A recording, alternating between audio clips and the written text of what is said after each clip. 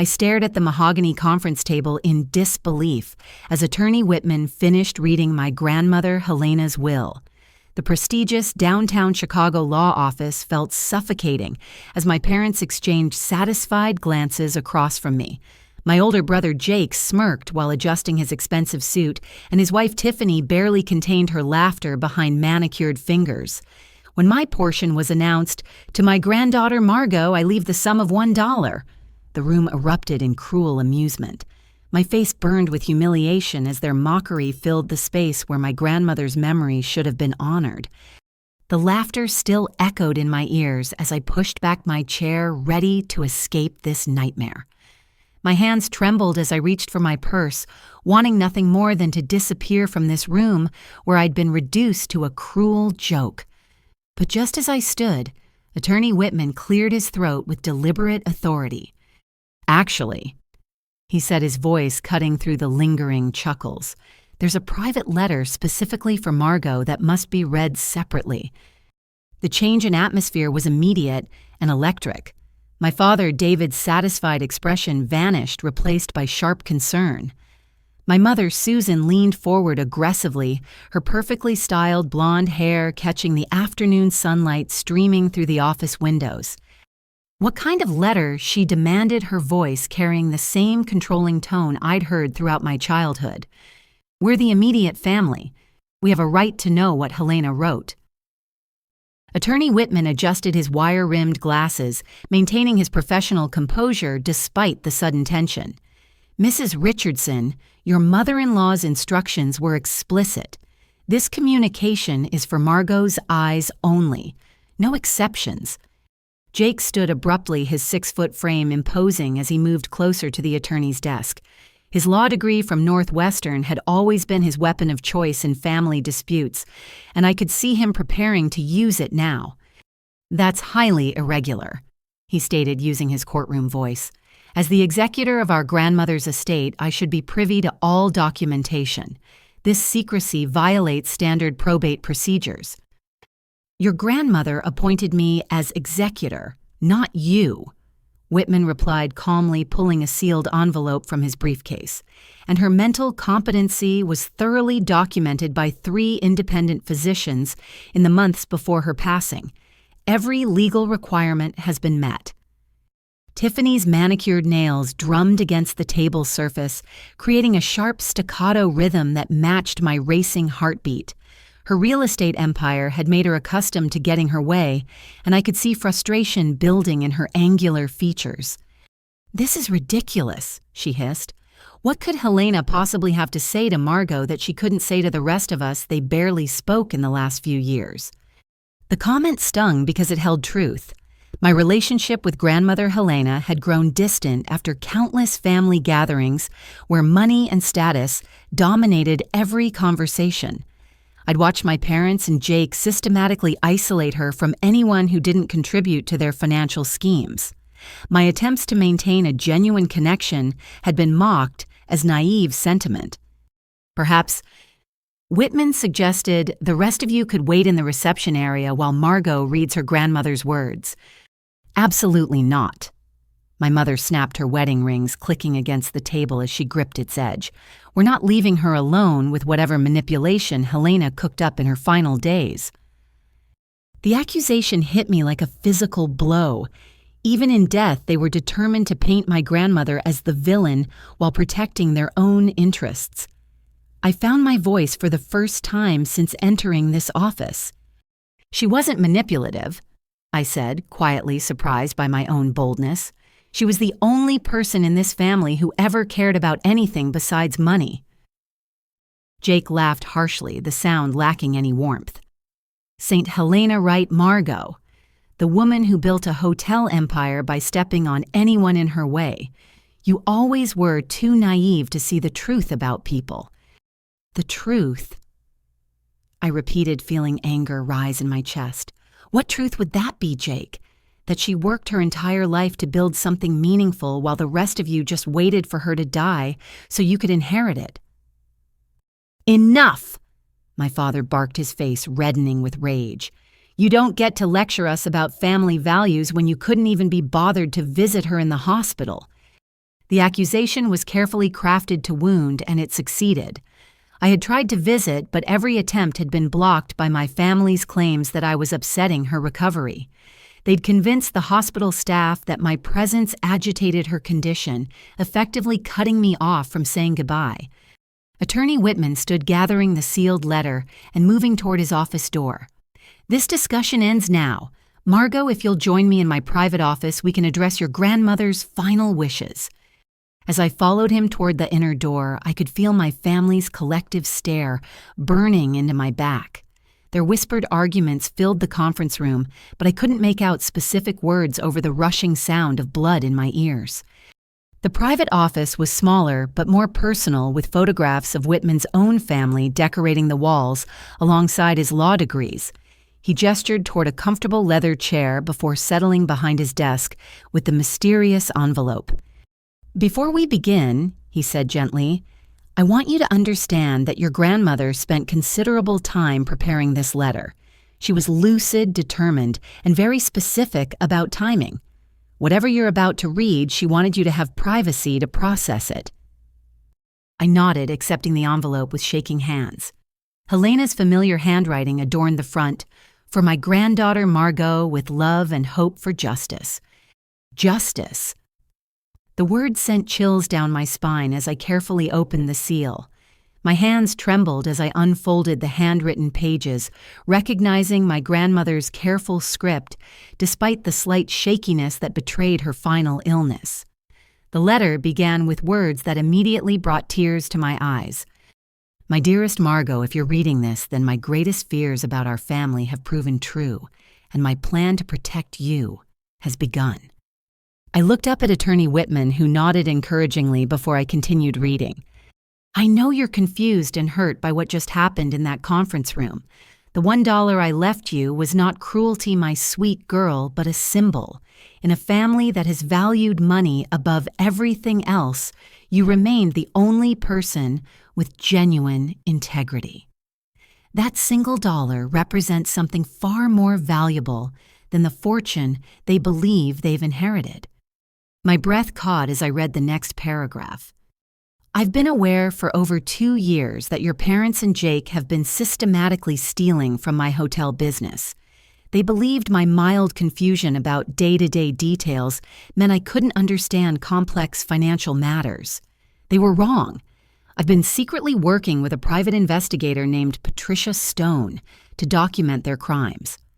The words swam on the page as their meaning sank in.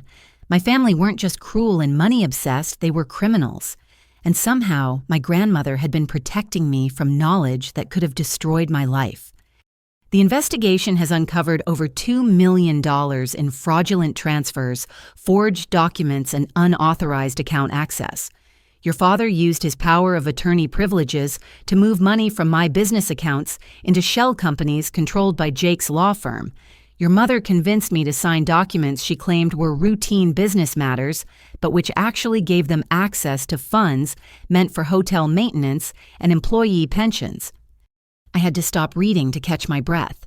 $2 million. The number was staggering, but more shocking was the systematic nature of their betrayal. These weren't desperate people making poor decisions. They were calculating thieves who'd spent years planning to rob an elderly woman. I chose not to confront them directly because I feared they might escalate their efforts or find ways to implicate you in their schemes. Instead, I've been preparing evidence for authorities while protecting your innocence. You were never part of their conversations because they knew you wouldn't approve. Your absence from their criminal activities is what makes you the perfect person to seek justice." The letter continued with practical instructions that made my head spin. There was a second will, the real one, hidden in a safety deposit box at First National Bank.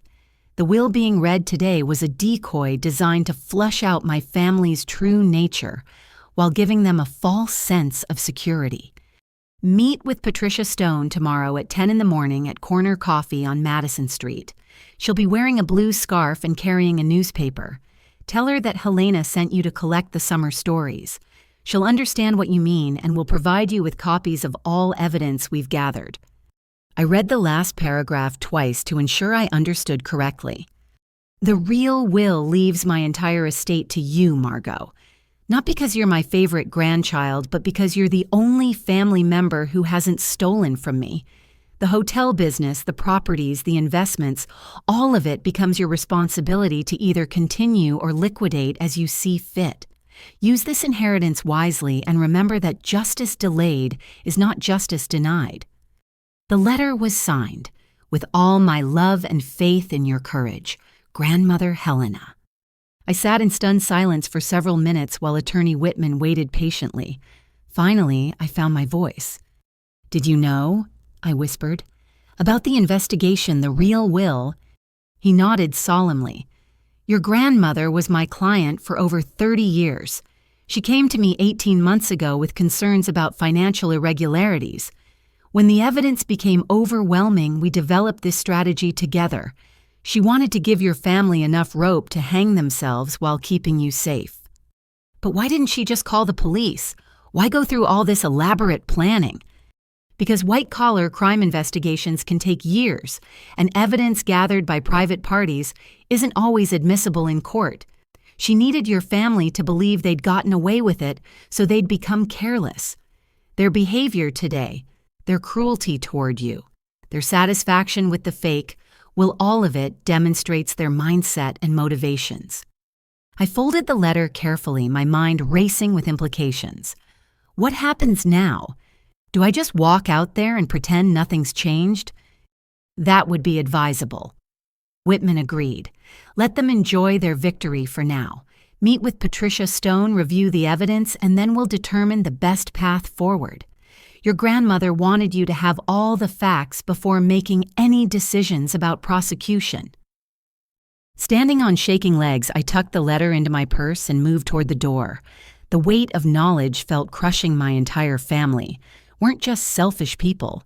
They were criminals who'd spent years systematically robbing the woman who'd raised them. As I reached for the door handle, Whitman spoke again. "Margot, your grandmother believed in you completely. She saw strength in you that perhaps you don't recognize yet. Trust that strength." I nodded without turning around, afraid that if I looked at him, I'd start crying and never stop. Instead, I opened the door and walked back into the conference room where my family waited with poorly concealed anxiety. "Well," my mother demanded immediately. "What did she say?" I forced myself to meet her eyes, seeing her clearly for perhaps the first time in my adult life. "She said goodbye." I answered truthfully, though not completely. Jake studied my face with the suspicious intensity that had made him successful in court. "That's it. She demanded privacy just to say goodbye." "She apologized," I added, improvising carefully, "for the $1 bequest. She said she hoped I'd understand someday that love can't be measured in money." The visible relief on their faces was sickening. They'd been terrified that Helena had somehow outsmarted them from beyond the grave, but my words confirmed their belief that they'd successfully manipulated a dying woman. "Well," Tiffany said with false sympathy, "at least she acknowledged how unfair the will was. That's something, I suppose." My father stood and moved to put what he probably intended as a comforting hand on my shoulder. I stepped back instinctively, unable to bear his touch, knowing what I now knew. "Don't take it too hard, sweetheart," he said in the patronizing tone he'd used throughout my childhood. "Your grandmother was confused at the end. The important thing is that the family business stays in capable hands." Capable hands. The irony was overwhelming, but I managed to nod and gather my things without revealing the storm of emotions churning in my stomach.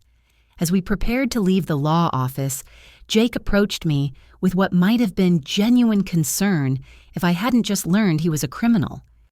"Are you going to be okay, sis?" he asked, using the childhood nickname that now felt like mockery. "I know you had some kind of special relationship with her." "I'll be fine." I managed, though fine seemed like an impossible destination from where I currently stood. As we walked toward the elevator, I could hear my parents and Jake already discussing their inheritance plans in excited whispers. Hotel renovations, property developments, investment strategies. They were spending Helena's money before her body was even cold in the ground. but they had no idea what was coming. Tomorrow morning, I would meet with Patricia Stone and learn the full scope of their crimes. And then somehow I would have to find the courage my grandmother believed I possessed. The elevator doors closed, trapping me with 3 people I'd loved and trusted my entire life, who had been stealing from an elderly woman while planning her funeral. As we descended toward the lobby, I realized this was the last time I'd ever see them as family. Tomorrow, everything would change. The next morning arrived gray and drizzling, matching my internal weather perfectly. I'd spent the entire night staring at my bedroom ceiling, replaying Helena's letter, word by word, while trying to process the magnitude of what I'd learned. Every childhood memory now carried new weight family gatherings, where my parents discussed Helena's confusion with knowing glances, Jake's sudden interest in elder law despite his corporate practice, the way they'd gradually isolated her from longtime friends and advisors. Corner Coffee on Madison Street buzzed with typical Tuesday morning energy when I arrived 5 minutes early. Office workers grabbed their caffeine fixes before facing another day in Chicago's financial district, and I envied their normal problems. Job stress and commute delays seemed wonderfully simple compared to discovering your entire family were criminals. I spotted Patricia Stone immediately. She sat alone at a corner table, a blue silk scarf draped elegantly around her neck, despite the warm September weather. The newspaper folded beside her coffee cup appeared untouched, clearly serving as a prop rather than reading material. She looked like exactly what I'd expected from a private investigator professional, but approachable with intelligent eyes that seemed to catalog every detail of her surroundings. My legs felt unsteady as I approached her table. "Excuse me," I said quietly. "Helena sent me to collect the summer stories." Patricia's expression softened with what appeared to be genuine warmth. She gestured to the empty chair across from her, and I noticed her movements were economical and purposeful. "You must be Margot," she said, extending a firm handshake. "I'm so sorry for your loss. Your grandmother was an extraordinary woman, brilliant, determined, and incredibly brave."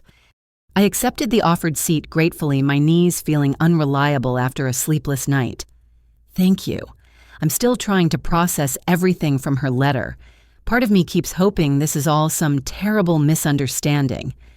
Patricia's expression grew serious as she reached into a leather briefcase beside her chair.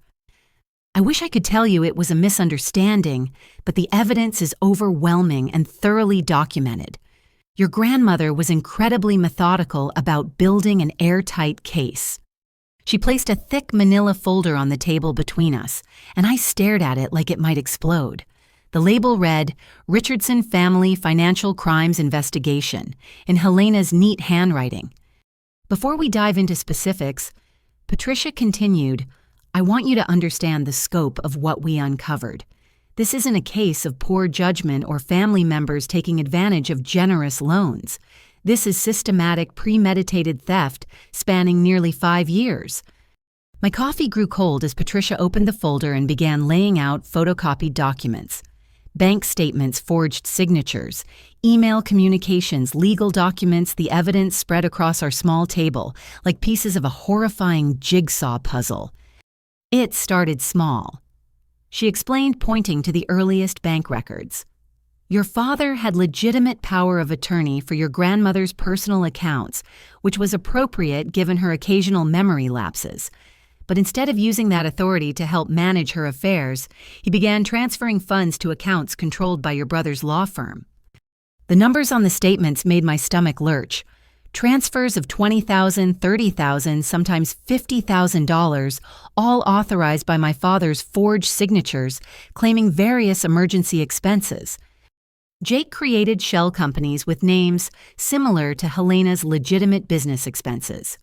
Patricia continued her finger tracing a pattern of deception that had been invisible to me. Superior Hotel Maintenance instead of Central Hotel Maintenance, Executive Property Solutions instead of Executive Property Services. The differences were subtle enough that Helena's accountant didn't catch the substitutions immediately. I studied an email chain that made my hands shake with rage. Jake had written to my parents about maximizing our opportunities while the old lady's still signing whatever we put in front of her. The casual cruelty of referring to our grandmother as the old lady while plotting to rob her felt like a physical blow.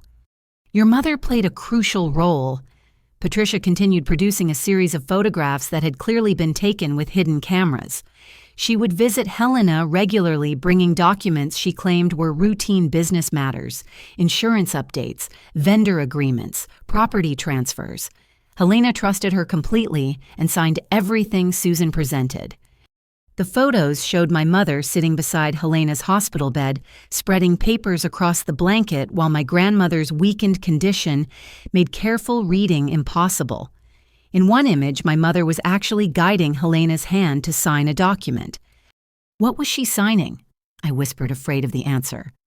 Property deeds transferring 3 of Helena's rental buildings into Jake's name. Loan agreements authorizing your father to access business accounts for non-existent emergency repairs. Investment authorizations, moving Helena's retirement funds into high-risk schemes that coincidentally paid massive commissions to your brother's firm.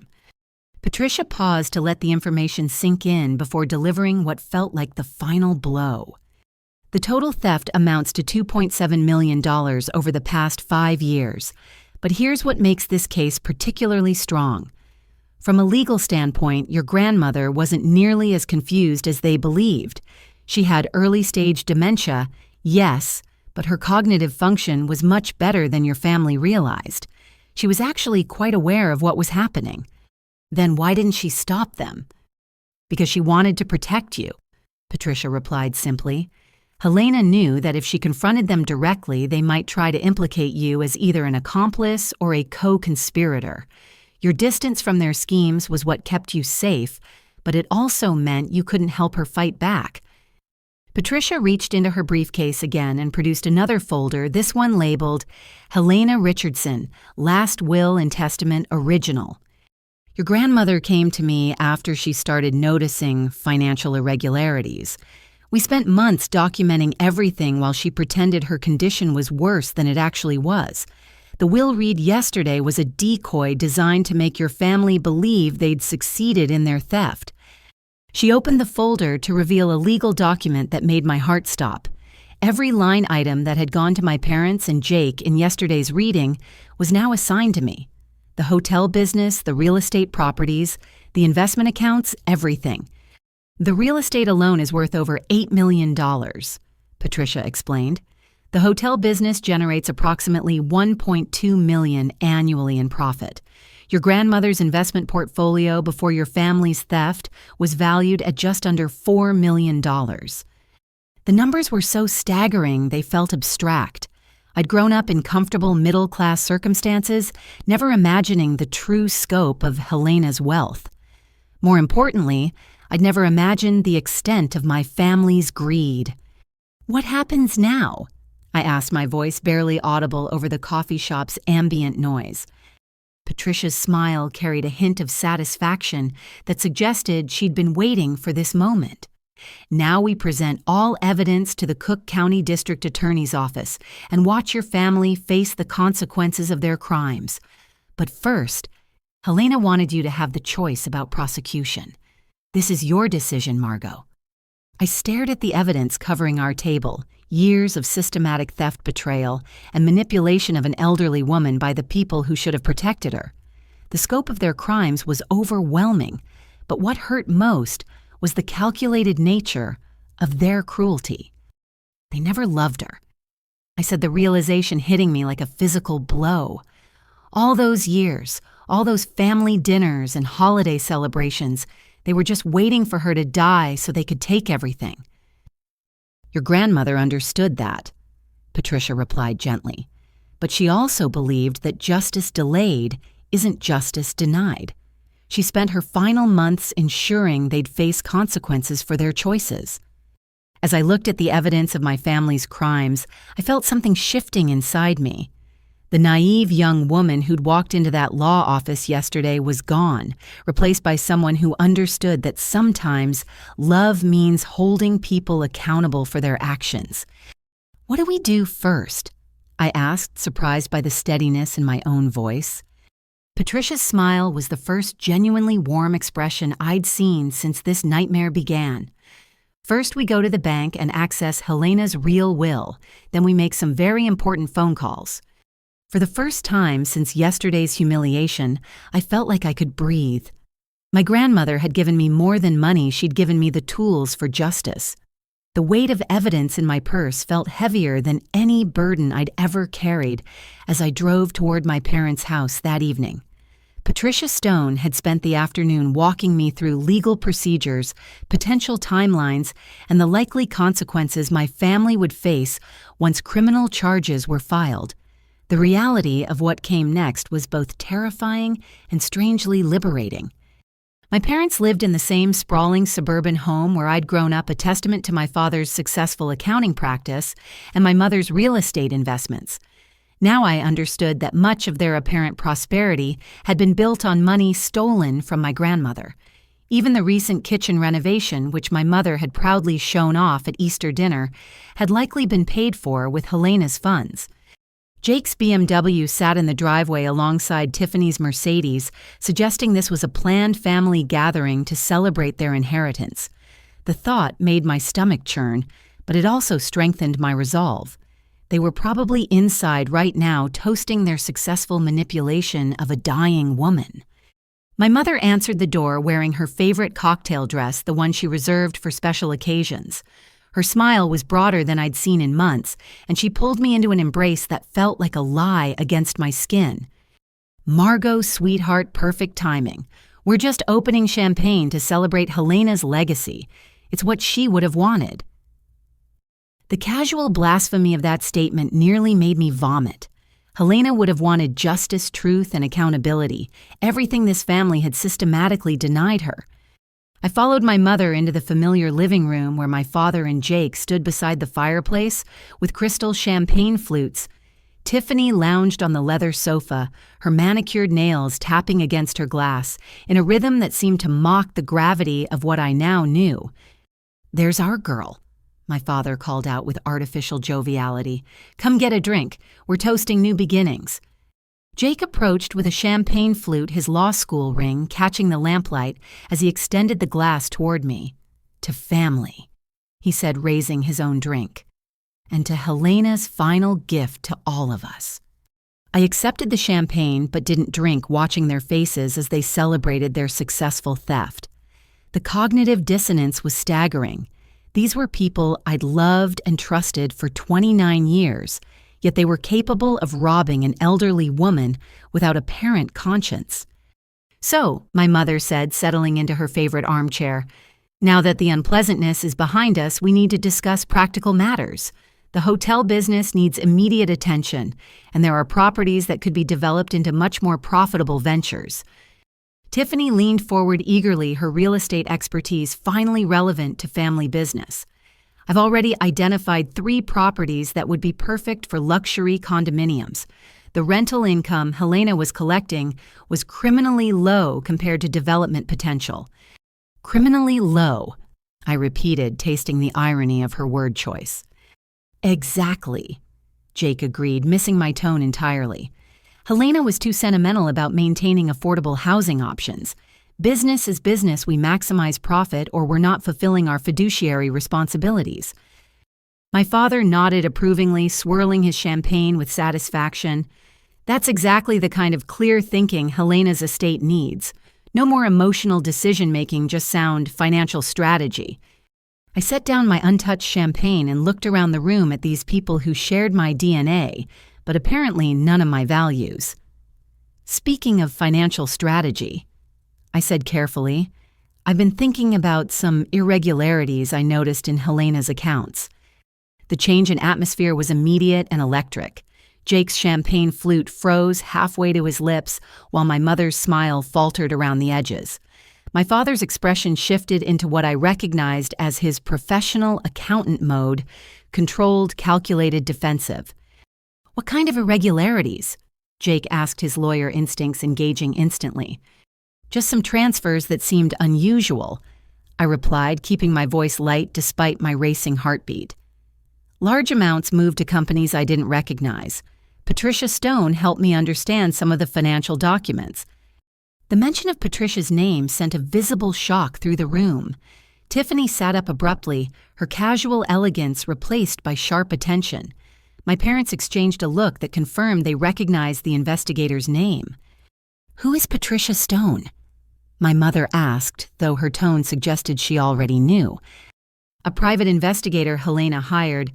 I answered honestly, watching their faces carefully.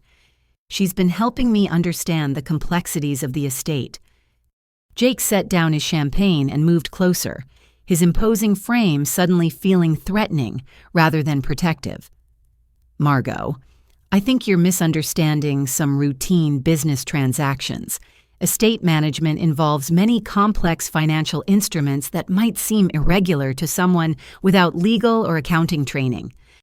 "I see," I replied, though I saw far more than they realized.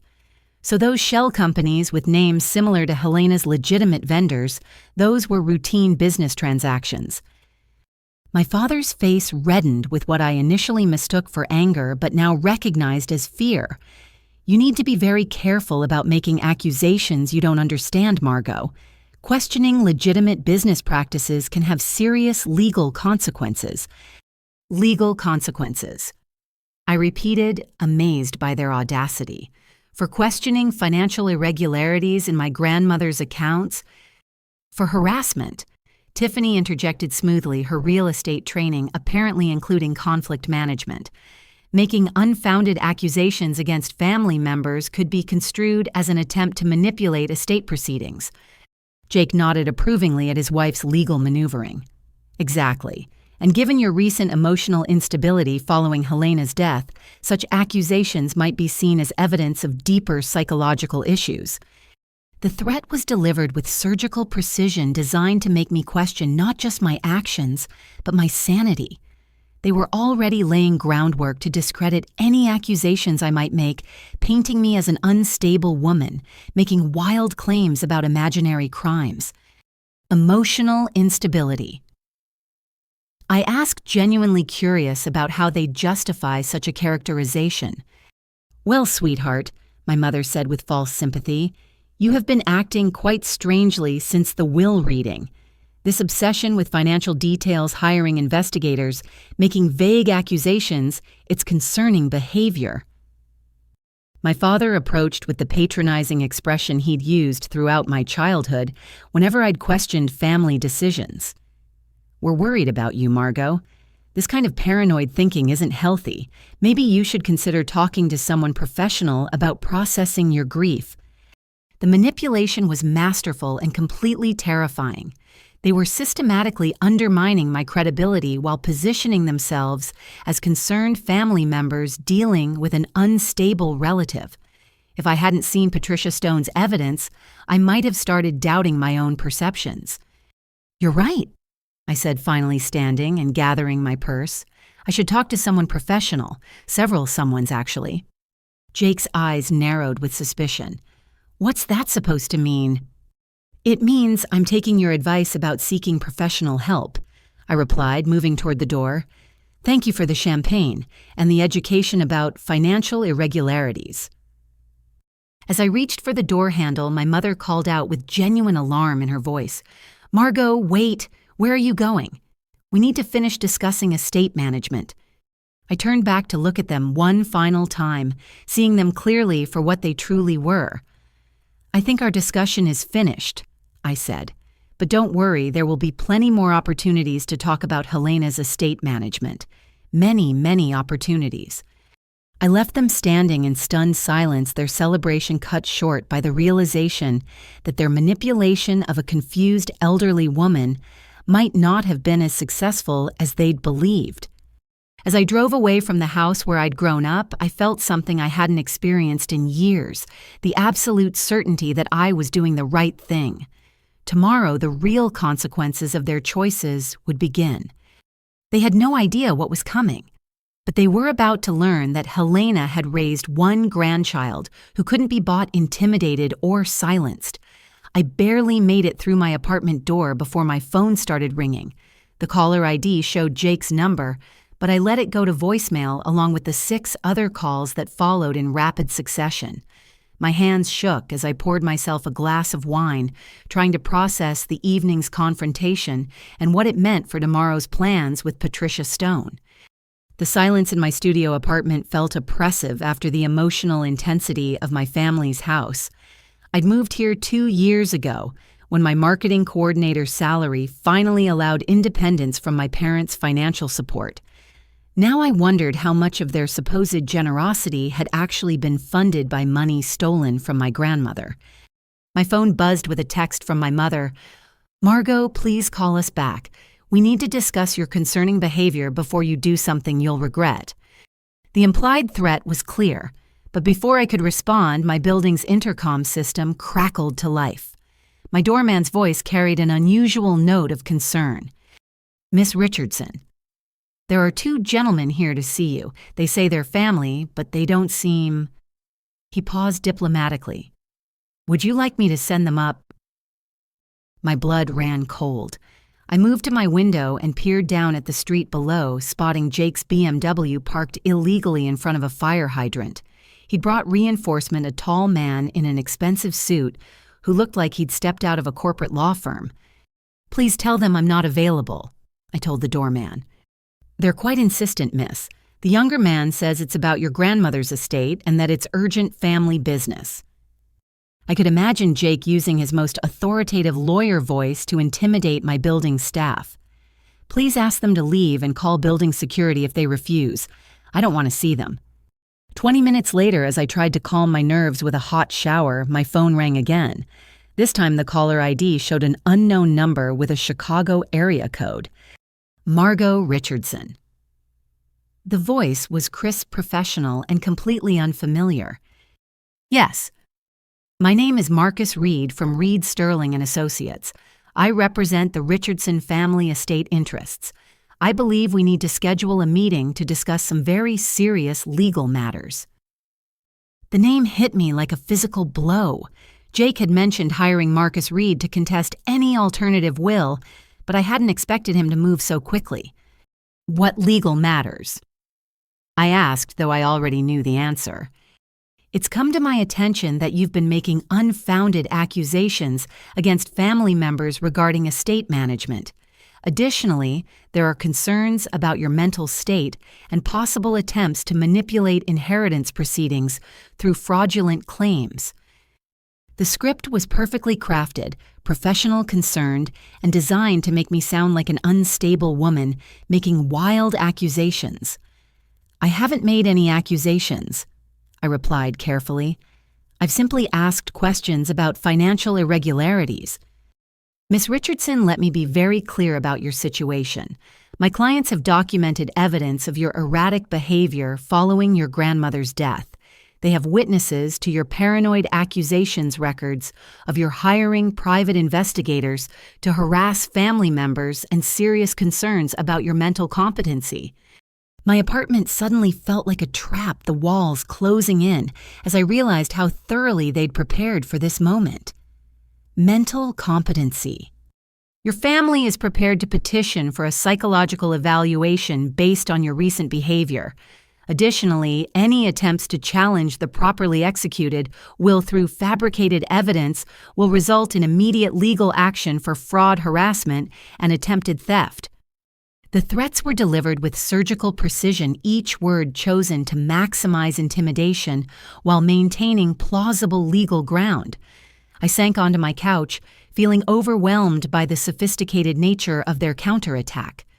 "However," Reed continued, "my clients are willing to offer a generous settlement to avoid the unpleasantness of a public family dispute. They're prepared to offer you $200,000 in exchange for your agreement to accept the will as read and cease all investigation activities." $200,000. The amount was significant enough to sound generous while representing a tiny fraction of what they'd actually stolen.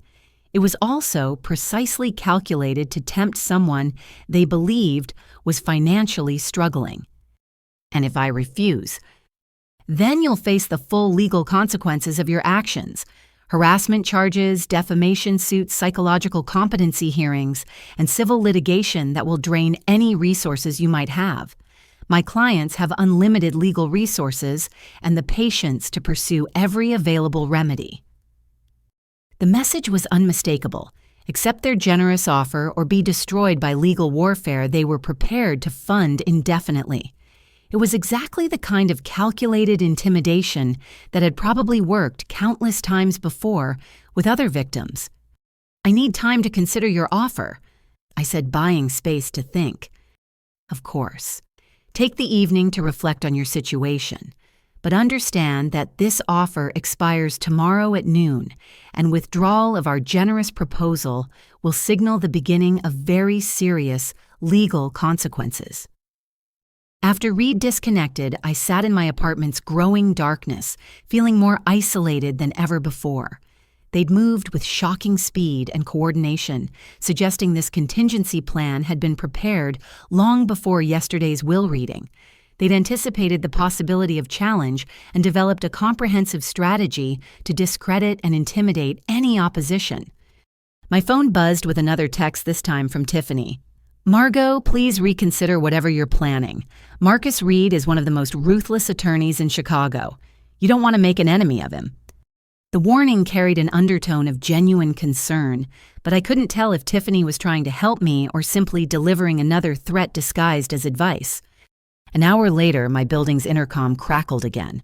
This time, my doorman's voice carried clear alarm. "Miss Richardson, there's a man here with legal papers. He says he needs to serve you personally."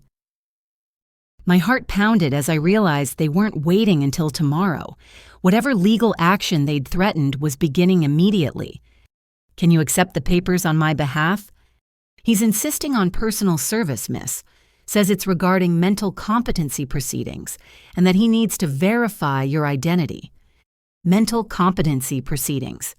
They weren't just threatening anymore, they were actually petitioning to have me declared mentally incompetent, which would effectively prevent me from challenging their theft or accessing Helena's real will. I moved to my window again and spotted 2 more cars on the street below. They'd essentially surrounded my building with legal representatives, creating a coordinated show of force designed to demonstrate their resources and determination. My phone rang with yet another unknown number. "Margot." Jake's voice carried a false note of brotherly concern. "I know this seems overwhelming, but we're trying to help you. Mental health evaluations aren't punishment, they're protection for everyone involved." Protection. You're clearly struggling with grief and making irrational decisions that could hurt yourself and the family. The competency hearing is just a precaution to ensure you get appropriate help. The manipulation was breathtaking in its sophistication. They were framing criminal prosecution as mental illness, legal evidence as paranoid delusions, and their own theft as concerned family protection. "Marcus Reed's offer is incredibly generous," Jake continued. $200,000 would set you up comfortably while allowing the family to heal from this unfortunate situation. And if I refuse, then we'll have no choice but to protect ourselves through legal means. Nobody wants to see family business aired in public court proceedings, Margot. Think about Helena's reputation, her legacy. Do you really want her memory associated with ugly accusations and family destruction? The final manipulation was perfect, using my love for Helena against me, suggesting that seeking justice for her would somehow damage her memory. They were experts at finding emotional pressure points and exploiting them ruthlessly. As Jake continued his persuasive monologue, I realized that everything Patricia Stone had told me was not just true, but understated. These weren't simply greedy relatives who'd made poor choices. They were sophisticated criminals who'd planned every aspect of their theft, including comprehensive strategies for dealing with potential opposition. But they'd made one crucial mistake. They assumed I was the same naive woman who'd walked into that law office yesterday, someone who could be intimidated into silence through threats and legal maneuvering. They had no idea that Helena had prepared me for exactly this moment, or that the evidence Patricia Stone possessed was far more comprehensive than they realized. "I'll consider your offer," I told Jake, ending the call before he could respond. But I'd already made my decision. Tomorrow morning, I would meet with Patricia Stone and begin the process of holding them accountable for their crimes, regardless of the personal consequences. They wanted a war. Helena had given me everything I needed to fight one. Wednesday morning arrived with a phone call that shattered any remaining illusions about my family's methods. My supervisor, Carol Martinez's voice carried the uncomfortable formality that meant serious trouble. "Margot, I need you to come in for a meeting this morning. Please report directly to Human Resources when you arrive." My stomach dropped as I recognized the tone from previous workplace crises I'd witnessed. "Is everything all right? Did I miss something urgent?" "We'll discuss everything when you get here," Carol replied, offering no reassurance. "Please come in as soon as possible." The drive to my downtown marketing firm felt surreal, like traveling through a nightmare where familiar landmarks had taken on ominous significance. I'd worked at Creative Solutions Marketing for 3 years, building strong relationships with clients and colleagues while developing campaigns for mid-sized businesses throughout the Chicago area. My professional life had been the one stable element during family chaos, and now even that sanctuary felt threatened. Human Resources Director Jennifer Walsh greeted me with the careful neutrality that meant legal consultation had already occurred. Her normally warm demeanor was replaced by procedural distance as she gestured toward the conference room where Carol waited with 2 people I didn't recognize. "Margot, please have a seat." Jennifer began consulting a file folder that appeared surprisingly thick for someone who'd never had disciplinary issues. "We've received some concerning reports about your recent behavior and mental state." The phrase "mental state" sent chills down my spine, confirming that my family's intimidation campaign had extended beyond legal threats to systematic character assassination. "What kind of reports?" I asked, though I already suspected the source. "Multiple calls from family members expressing concern about your psychological stability following a recent death." Carol explained her discomfort with the situation, evident in her refusal to meet my eyes. "Specifically reports that you've been making paranoid accusations, hiring investigators to harass relatives, and displaying signs of persecution complex." One of the strangers, a middle-aged man in a conservative suit, leaned forward with practiced authority. "I'm Dr. Richard Hayes from Employee Assistance Programs. I understand you've experienced a significant loss recently, which can trigger various psychological responses, including paranoia, delusional thinking, and aggressive behavior toward family members." The setup was masterful in its clinical precision. They'd brought in a mental health professional to pathologize my completely rational response to discovering criminal behavior, while positioning my family as concerned relatives seeking help for a disturbed woman. "Who specifically contacted you?" I asked Jennifer, needing to understand the scope of their campaign. "Your brother Jake Richardson called Monday evening expressing concerns about your mental health following your grandmother's funeral. Your parents followed up yesterday with additional documentation of troubling behavior patterns." Jake had contacted my employer before I'd even met with Patricia Stone, suggesting their intimidation strategy had been planned with military-like precision.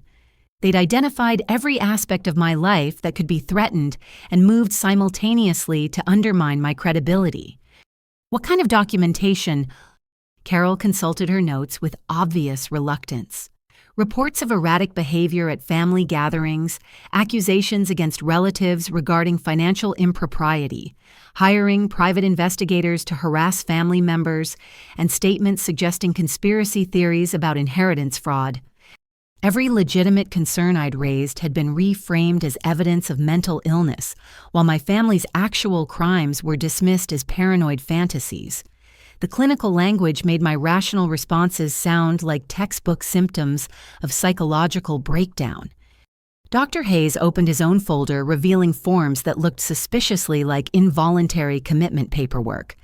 "Miss Richardson, your family is concerned that grief has triggered a psychological crisis requiring immediate intervention.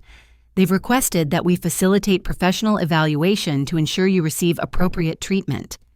"Treatment for what exactly?" "Acute stress reaction with paranoid features. he replied smoothly, using terminology that sounded official while being vague enough to justify almost any intervention. Your allegations against family members combined with obsessive investigation behaviors suggest you're experiencing reality distortion that could become dangerous without proper support. Jennifer shifted uncomfortably in her chair, clearly struggling with a situation that felt wrong despite its apparent legal justification. Margot, we've also received complaints from other employees about your recent behavior. Distraction, emotional outbursts, discussing family conspiracies during work hours. This was news to me since I hadn't discussed Helena's situation with anyone at work. Which employees made these complaints? I can't reveal specific names, but multiple colleagues have expressed concern about your mental state and its impact on workplace dynamics. The lies were becoming more elaborate, suggesting they'd either fabricated witness statements or somehow convinced my coworkers to participate in character assassination. I realized that challenging these claims would only reinforce their narrative that I was paranoid and delusional. So, what happens now? I asked, recognizing that this meeting was a conclusion rather than a discussion. Carol's expression carried genuine regret as she delivered what was clearly a predetermined decision. We're placing you on administrative leave pending psychological evaluation and treatment. Your family has provided contact information for mental health professionals who can assess your condition and recommend appropriate intervention. Administrative leave. The euphemism meant I was being suspended based on unsubstantiated allegations from the same people who were stealing from my grandmother. My career, my financial independence, and my professional reputation were being systematically destroyed to prevent me from seeking justice. This is retaliation, I said quietly, not expecting them to acknowledge the obvious truth. Dr. Hayes made notes on his forms with practiced efficiency. Miss Richardson, hostility toward people trying to help you is another concerning symptom. Persecution complex often involves interpreting assistance as attack, which reinforces the need for immediate professional intervention. The psychological manipulation was breathtaking. Any response I made compliance resistance or questioning could be interpreted as evidence supporting their predetermined conclusion that I was mentally ill and dangerous. Jennifer handed me a packet of papers that included leave procedures, insurance information, and contact details for the mental health professionals my family had recommended. We hope you'll take advantage of this opportunity to address your grief in a healthy way, Margot. Your job will be waiting when you're ready to return to work. The conditional phrasing suggested my return depended entirely on psychological evaluations, controlled by professionals my family had selected. They'd created a system where my freedom and financial security required accepting their version of reality and abandoning any pursuit of justice for Helena. As I left the office building where I'd worked for 3 years, I felt the full weight of their coordinated assault. They'd attacked my credibility, my mental health, claims, my professional standing, and my financial independence, simultaneously creating multiple pressure points designed to force submission. My phone buzzed with a text from an unknown number. Margot, this is Dr. Patricia Chen from Chicago Mental Health Associates. Your family has scheduled an emergency evaluation for this afternoon. Please call immediately to confirm your appointment time. They weren't even pretending to give me choice anymore. The mental health evaluation was scheduled whether I agreed or not, and my failure to appear would probably be used as evidence of non-compliance, requiring more aggressive intervention. Walking to my car in the office parking garage, I spotted Jake's BMW parked near the entrance. He'd been waiting to observe my reaction to their latest assault, probably gathering intelligence about my emotional state to share with their hand-picked mental health professionals. I approached his car directly, no longer caring about strategic concealment. He rolled down his window with the satisfied expression of someone watching a perfectly executed plan unfold. "This is just the beginning, isn't it?" I asked, surprising him with my calm tone. "It doesn't have to be," he replied, switching to false brotherly concern. "Accept the mental health support we're offering, take the settlement Marcus Reed proposed, and we can put all this behind us." "And if I refuse?" Jake's mask of concern slipped, revealing the calculating predator underneath. Then you'll discover exactly how comprehensive our documentation of your mental breakdown has become. Hospital records, police reports, workplace incidents. We've been preparing for your inevitable crisis for months. The admission confirmed what I'd suspected. This wasn't a reaction to my discovery of their crimes, but a premeditated campaign designed to neutralize any potential opposition. They'd been planning my character destruction long before Helena's death, probably as insurance against the possibility that someone might question their theft. "You've thought of everything," I observed, genuinely impressed by the scope of their criminal sophistication. "We protect our family's interests," Jake replied coldly. "Helena's confused allegations don't change the fact that we've built successful lives that won't be destroyed by a grieving woman's paranoid fantasies." As I walked away from his car, I realized that everything Patricia Stone had told me about white-collar criminals was proving accurate. They didn't just steal money, they systematically destroyed anyone who threatened their schemes, using legal, professional, and medical systems as weapons against their victims. But they'd made one critical miscalculation. They assumed that isolation and intimidation would break my resolve, when actually their escalating attacks were confirming everything Helena had warned me about in her letter. I had a choice to make: submit to their psychological manipulation and accept their settlement, or trust that Helena had given me tools powerful enough to fight sophisticated criminals. As I drove toward my meeting with Patricia Stone, I felt something shifting inside me. The naive woman who'd believed in family loyalty was gone, replaced by someone who understood that justice sometimes required war. They wanted to destroy my credibility. They were about to learn what happened when someone with nothing left to lose decided to fight back. Patricia Stone took one look at my face when I arrived at her office and immediately locked the door behind me. Her private investigation firm occupied the third floor of a downtown building that specialized in discreet professional services, and her reception area projected the kind of understated competence that wealthy clients required for sensitive matters. "They moved faster than I expected," she said, gesturing me toward a chair in her inner office. "Tell me what's happened since yesterday." I recounted the previous evening's intimidation campaign and this morning's workplace ambush, watching Patricia's expression grow increasingly grim. She took detailed notes while I spoke occasionally, asking clarifying questions that demonstrated her familiarity with sophisticated criminal defense strategies. "This is textbook behavior for white-collar criminals when they feel cornered," she confirmed when I finished. "They're using what we call the discredit and destroy strategy, systematically undermining your credibility, while positioning themselves as concerned family members dealing with an unstable relative." "How do we fight it?" Patricia opened her desk drawer and removed a small digital device that looked like a high-end voice recorder. "Helena anticipated this possibility. She left instructions that if your family escalated to character assassination, I should share what she called the Summer Stories location." The phrase triggered a childhood memory so vivid it took my breath away. Helena's garden shed, where she'd kept boxes of children's books and told elaborate stories during summer visits when I was 8 or 9 years old. We'd spent countless hours in that peaceful space while she invented tales about brave princesses who overcame impossible odds through cleverness and courage. "The shed behind her house," I whispered. Patricia nodded approvingly. "Helena said you'd remember immediately. She hid something there specifically for you to find something that would provide irrefutable evidence of your family's crimes."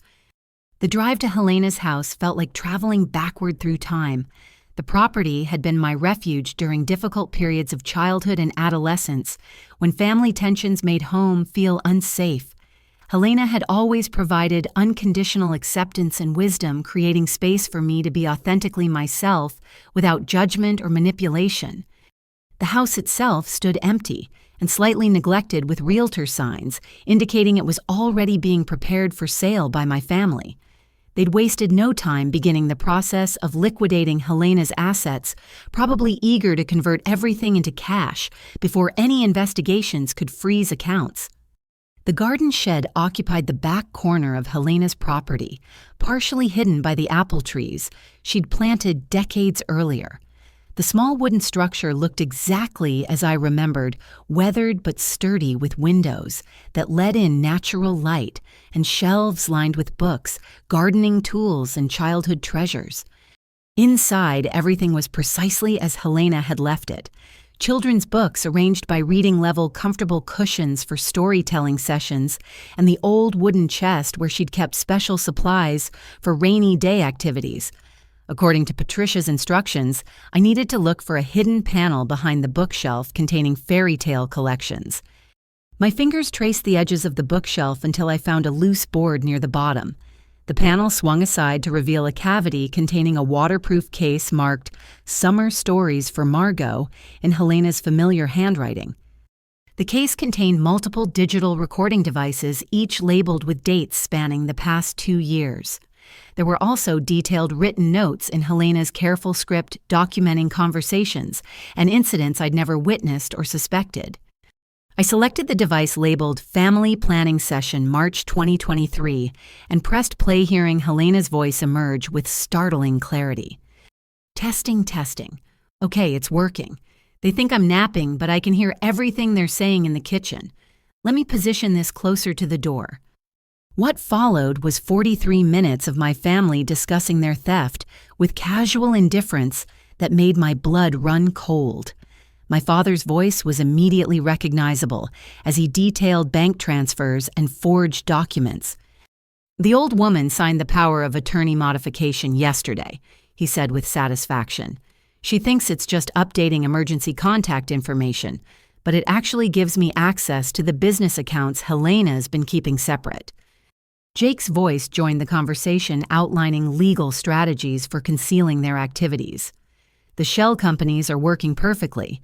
As long as we keep the transfers under $50,000 per transaction and space them out over several months, the accountant won't notice patterns."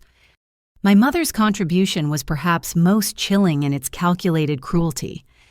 "Helena's getting more confused about day-to-day details, which makes her easier to manipulate. I brought her more documents to sign this morning while she was still groggy from her medication. She'll sign anything if I present it as routine paperwork." Tiffany's laughter punctuated their discussion of Helena's deteriorating condition. "It's almost too easy. She trusts Susan completely and doesn't read anything carefully anymore. We could probably get her to sign over the entire business if we presented it as updating insurance beneficiaries." The recording captured over an hour of detailed criminal planning, including specific amount-stolen methods for concealing transactions and strategies for manipulating Helena's confusion. But what devastated me most was their casual dismissal of her humanity, referring to her as the old woman, while celebrating her cognitive decline as a business opportunity. I selected another recording labeled Margot Problem Discussion, August 2023, and discovered they'd been planning my character assassination for months before Helena's death. Jake's voice outlined their strategy with legal precision. "If Margot ever gets suspicious about the finances, we need comprehensive documentation of her mental instability. I've already spoken with Dr. Hayes about establishing a paper trail for psychiatric intervention." "What kind of documentation?" my father asked. "Workplace incidents, family confrontations, evidence of paranoid thinking, anything that supports a case for psychological evaluation," Jake explained. "The key is creating a pattern that predates any accusations she might make, so her claims appear to be symptoms rather than legitimate concerns." My mother's voice added another layer of betrayal. "I've been documenting her concerning behavior for 6 months. Mood swings at family dinners, inappropriate questions about Helena's finances, hostility toward family traditions. It's all recorded in my journal with dates and witnesses." They'd been systematically building a false narrative of my mental decline while stealing from Helena, creating preemptive character assassination designed to neutralize any potential opposition. The sophistication of their planning was staggering, suggesting years of preparation for the possibility that someone might challenge their criminal activities. The final recording was labeled Helena's Final Warning, September 2023, and captured a conversation that broke my heart completely. Helena's voice, weakened by illness, but absolutely clear in its reasoning, confronted my family directly about their theft. "I know what you've been doing," she said simply. "I know about the shell companies, the forged documents, the money transfers. I've known for over a year." The stunned silence that followed was eventually broken by Jake's lawyer voice, switching immediately into damage control mode. "Helena, you're confused. We've only been helping manage your affairs according to your instructions. Don't insult my intelligence," Helena replied with dignity that made tears stream down my face. "I may have some memory issues, but I'm not stupid. I've been documenting everything, and I've made arrangements to ensure you face consequences for your choices." My father's response revealed the true nature of their relationship with her. "Listen, old woman, you're going to sign whatever we put in front of you and keep your mouth shut about family business. We've taken care of you for years, and this is how we collect what we're owed." "You've stolen from me for years," Helena corrected calmly, "and you've isolated me from friends who might have helped me stop you. But you made one crucial mistake. You assumed Margot was as corrupt as the rest of you." The recording captured their threats against me, their plans to destroy my credibility, and Helena's unwavering belief that I would seek justice, regardless of personal consequences. Her final words on the recording became a message directly to me across time and death. "Margot will discover the truth because she's the only family member with integrity. And when she does, you'll finally face consequences for treating an elderly woman like a bank account you're entitled to drain." I sat in Helena's garden shed, surrounded by childhood memories and evidence of unimaginable betrayal, understanding finally why she'd chosen me as her instrument of justice. It wasn't about money or inheritance. It was about accountability for people who'd spent years systematically abusing someone who'd loved and trusted them. The recordings provided irrefutable evidence of criminal conspiracy, elder abuse, and premeditated character assassination. But more importantly, they captured the voices and motivations of people who'd revealed their true nature when they thought no one was listening. Patricia Stone had been right. Helena had anticipated every move my family would make and prepared comprehensive evidence to counter their strategies. Now I had tools powerful enough to fight sophisticated criminals who'd underestimated both my grandmother's intelligence and my own determination.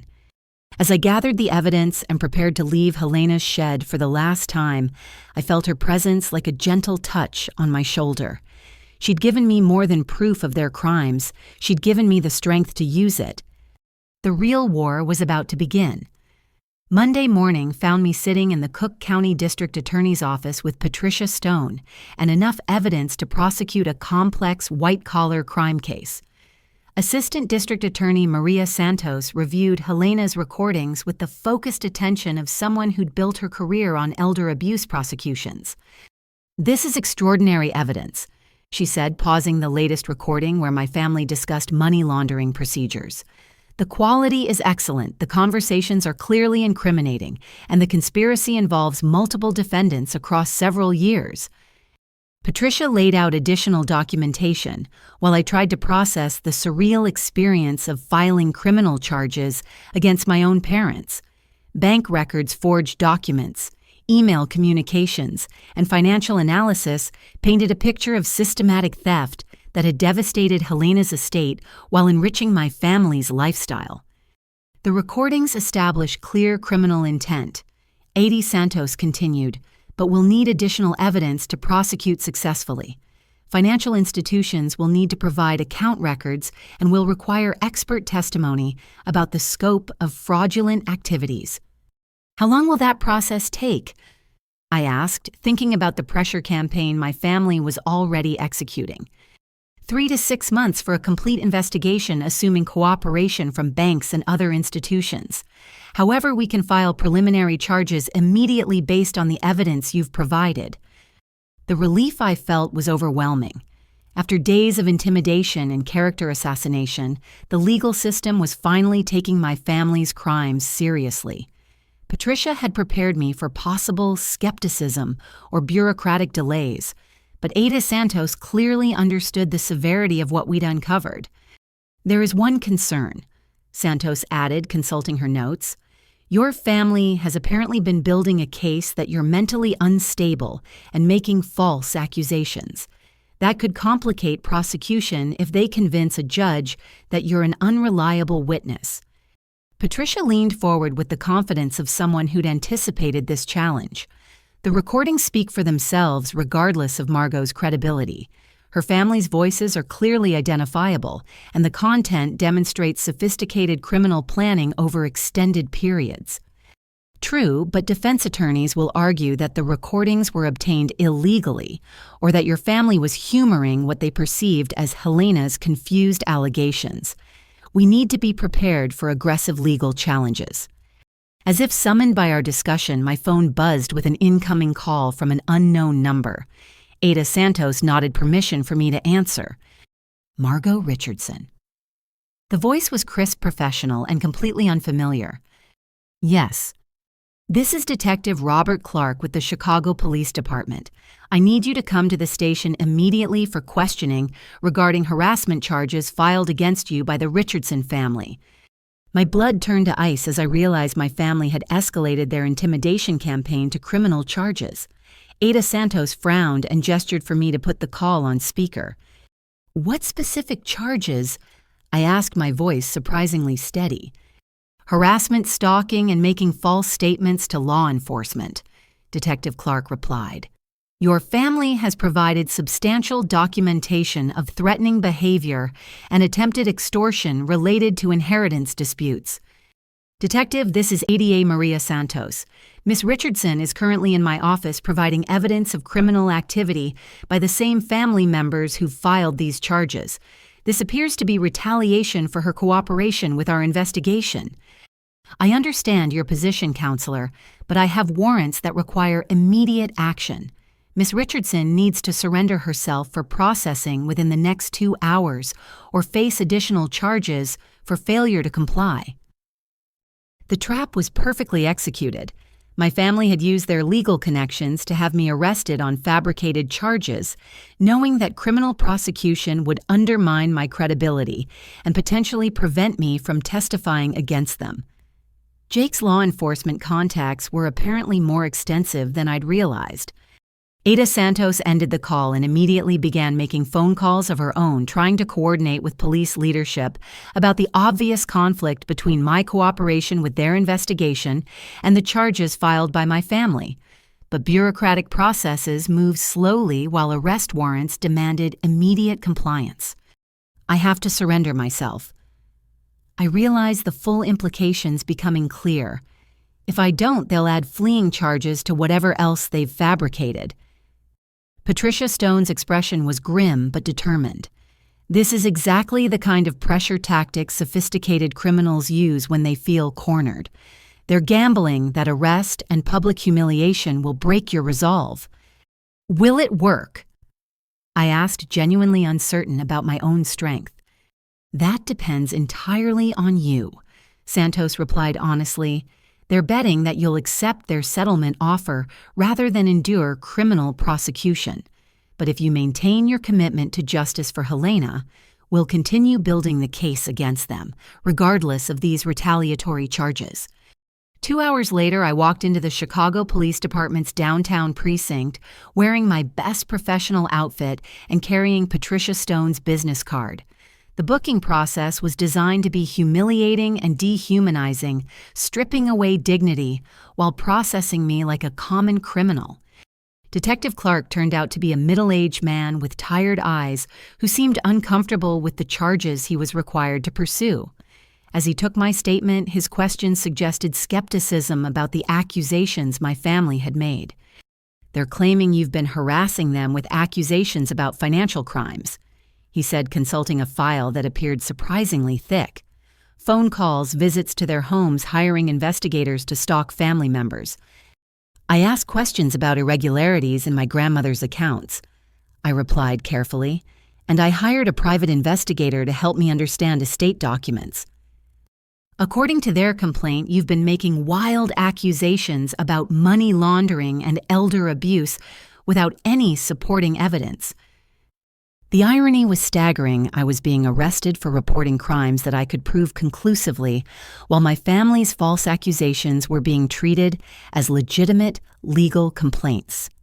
Detective I provided extensive evidence of their crimes to the district attorney's office this morning. Ada Santos can verify that your harassment charges are retaliation for my cooperation with their investigation. Clark made notes but didn't seem particularly impressed by jurisdictional complications between his department and the DA's office. That's above my pay grade, Miss Richardson. Right now, I'm processing charges filed by people who say you've been threatening them. The bail hearing took place in a courtroom that felt like theater, designed to reinforce the power of legal institutions over individual citizens. My family attended in force, dressed professionally, and projecting the image of concerned relatives dealing with a disturbed woman's escalating behavior. Jake's attorney, Marcus Reed, presented their case with polished efficiency, describing me as an increasingly unstable person whose grief had triggered paranoid fantasies about inheritance fraud. Their documentation was comprehensive: sworn statements, recorded phone calls, employment records showing my recent suspension for mental health concerns. Your Honor, the Richardson family has endured months of harassment from Miss Richardson, who's made progressively more extreme accusations against relatives who've shown her nothing but love and support. Reed argued with practiced sincerity. Her hiring of private investigators to stalk family members represents an escalation that threatens public safety. The family's performance was masterful. My parents sat holding hands, projecting the image of devoted spouses concerned about their daughter's welfare. Tiffany dabbed her eyes with tissues, suggesting emotional distress caused by my alleged harassment. Jake maintained professional composure while occasionally shaking his head sadly at Reed's descriptions of my behavior. My court-appointed attorney was clearly overwhelmed by the scope of evidence my family had assembled and the resources they'd deployed. Public defenders handled dozens of cases simultaneously and couldn't match the preparation time that expensive private attorneys invested in strategic prosecution. Your Honor, my attorney attempted. Miss Richardson has no prior criminal record and has been cooperating with the district attorney's office regarding legitimate concerns about elder abuse in her family. Alleged elder abuse, Reed corrected smoothly, based on paranoid accusations from someone whose mental health has deteriorated significantly following her grandmother's death. The DA's office is reviewing Miss Richardson's claims, but my clients have provided substantial evidence that these accusations stem from psychological instability rather than factual criminal activity. The judge appeared skeptical of both sides, but ultimately focused on the immediate question of bail and public safety. Bail is set at $50,000 with conditions that Miss Richardson avoid all contact with complainants and cease any investigation activities related to family members. $50,000. The amount was precisely calculated to be difficult for someone whose employment had been suspended and whose assets were limited. My family had researched my financial situation and requested bail high enough to keep me imprisoned while low enough to avoid appearing vindictive. As I was led back to holding cells to await bail processing, I caught Jake's satisfied smile across the courtroom.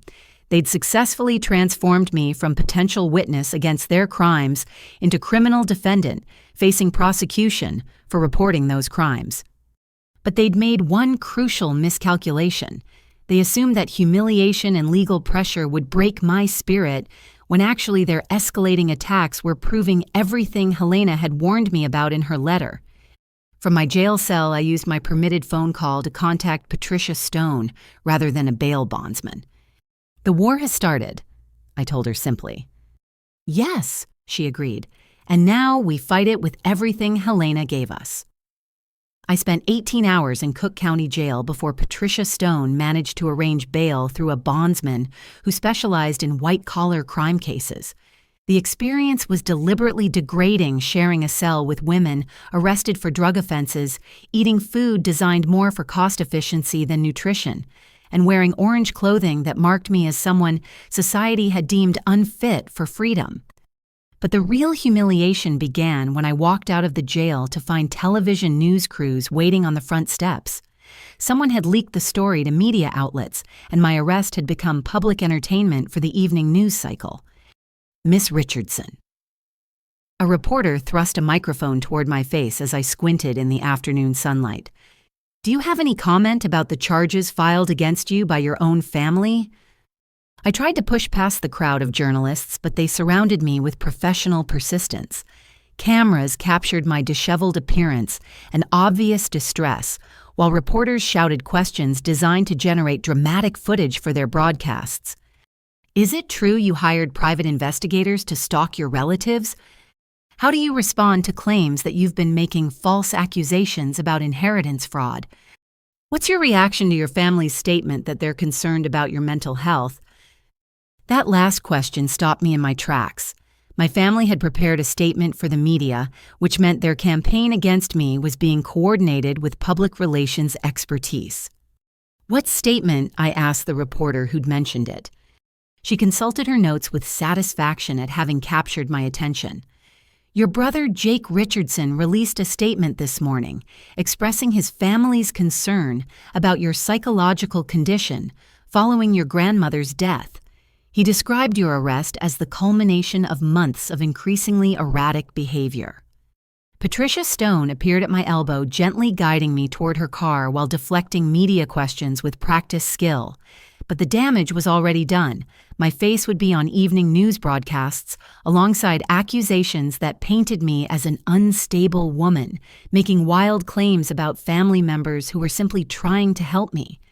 The drive back to my apartment provided time to process the sophisticated nature of their media strategy. They'd timed my arrest to coincide with news cycles' prepared statements that reinforced their narrative about my mental health and leaked information guaranteed to generate sympathetic coverage for their version of events. How bad is this? I asked Patricia as we sat in her car outside my building. It's exactly what I expected from sophisticated white-collar criminals, she replied honestly. They understand that public opinion can be as important as legal proceedings, so they're trying to control the narrative before our evidence becomes public. My phone had been buzzing continuously with calls from unknown numbers reporters seeking interviews, curious neighbors, and what appeared to be crank callers who'd seen news coverage and decided to share their opinions about family disputes aired in public. One voicemail was from Sarah Chen, a reporter with Chicago Tribune who specialized in investigative journalism. Her message was different from the sensationalist coverage I'd experienced at the Jail Professional, thoughtful and focused on facts rather than spectacle. Miss Richardson, I'm investigating allegations of elder financial abuse in prominent Chicago families. I'd like to discuss your grandmother's case and the charges filed against you. I believe there may be more to this story than initial media coverage suggests. Patricia encouraged me to return Sarah Chen's call, explaining that investigative journalists often provided better protection for whistleblowers than sensationalist news outlets focused on dramatic headlines. Sarah Chen's office occupied a corner of the Tribune building that had clearly seen better days, but her reputation for thorough investigative work had earned respect throughout Chicago's legal and political communities. When we met the following morning, she'd already begun independent research into my family's business activities. Your family's financial situation has improved significantly over the past 5 years. She observed consulting files that suggested extensive background research, property purchases, business investments, lifestyle changes, all coinciding with the period when they had power of attorney responsibilities for your grandmother. How did you discover that so quickly? Public records, property transactions, business filings, most information is available if you know where to look, Sarah explained. What's interesting is the pattern of shell companies your brother established through his law firm. Very sophisticated, very careful, and very profitable. She showed me printouts documenting Jake's business activities that went far beyond what Patricia Stone had uncovered. multiple shell companies, complex financial structures, and client relationships that suggested his law practice was more about money laundering than traditional legal services. "I think your family has been running this scheme with other clients," Sarah continued. "Elderly people with substantial assets and mild cognitive impairment make perfect targets for this kind of systematic theft." The possibility that Helena wasn't their only victim added another dimension to their crimes. These weren't family members who'd made poor decisions about inheritance. They were professional predators who'd developed systematic methods for robbing vulnerable elderly people. "Would you be willing to provide evidence for a comprehensive investigation?" Sarah asked. "I can't guarantee protection from their legal attacks, but I can ensure that their crimes receive thorough public examination." I thought about Helena's letter and her belief that justice delayed wasn't justice denied. "What would you need from me?" "Access to your grandmother's recordings, financial documentation, and detailed information about their intimidation tactics.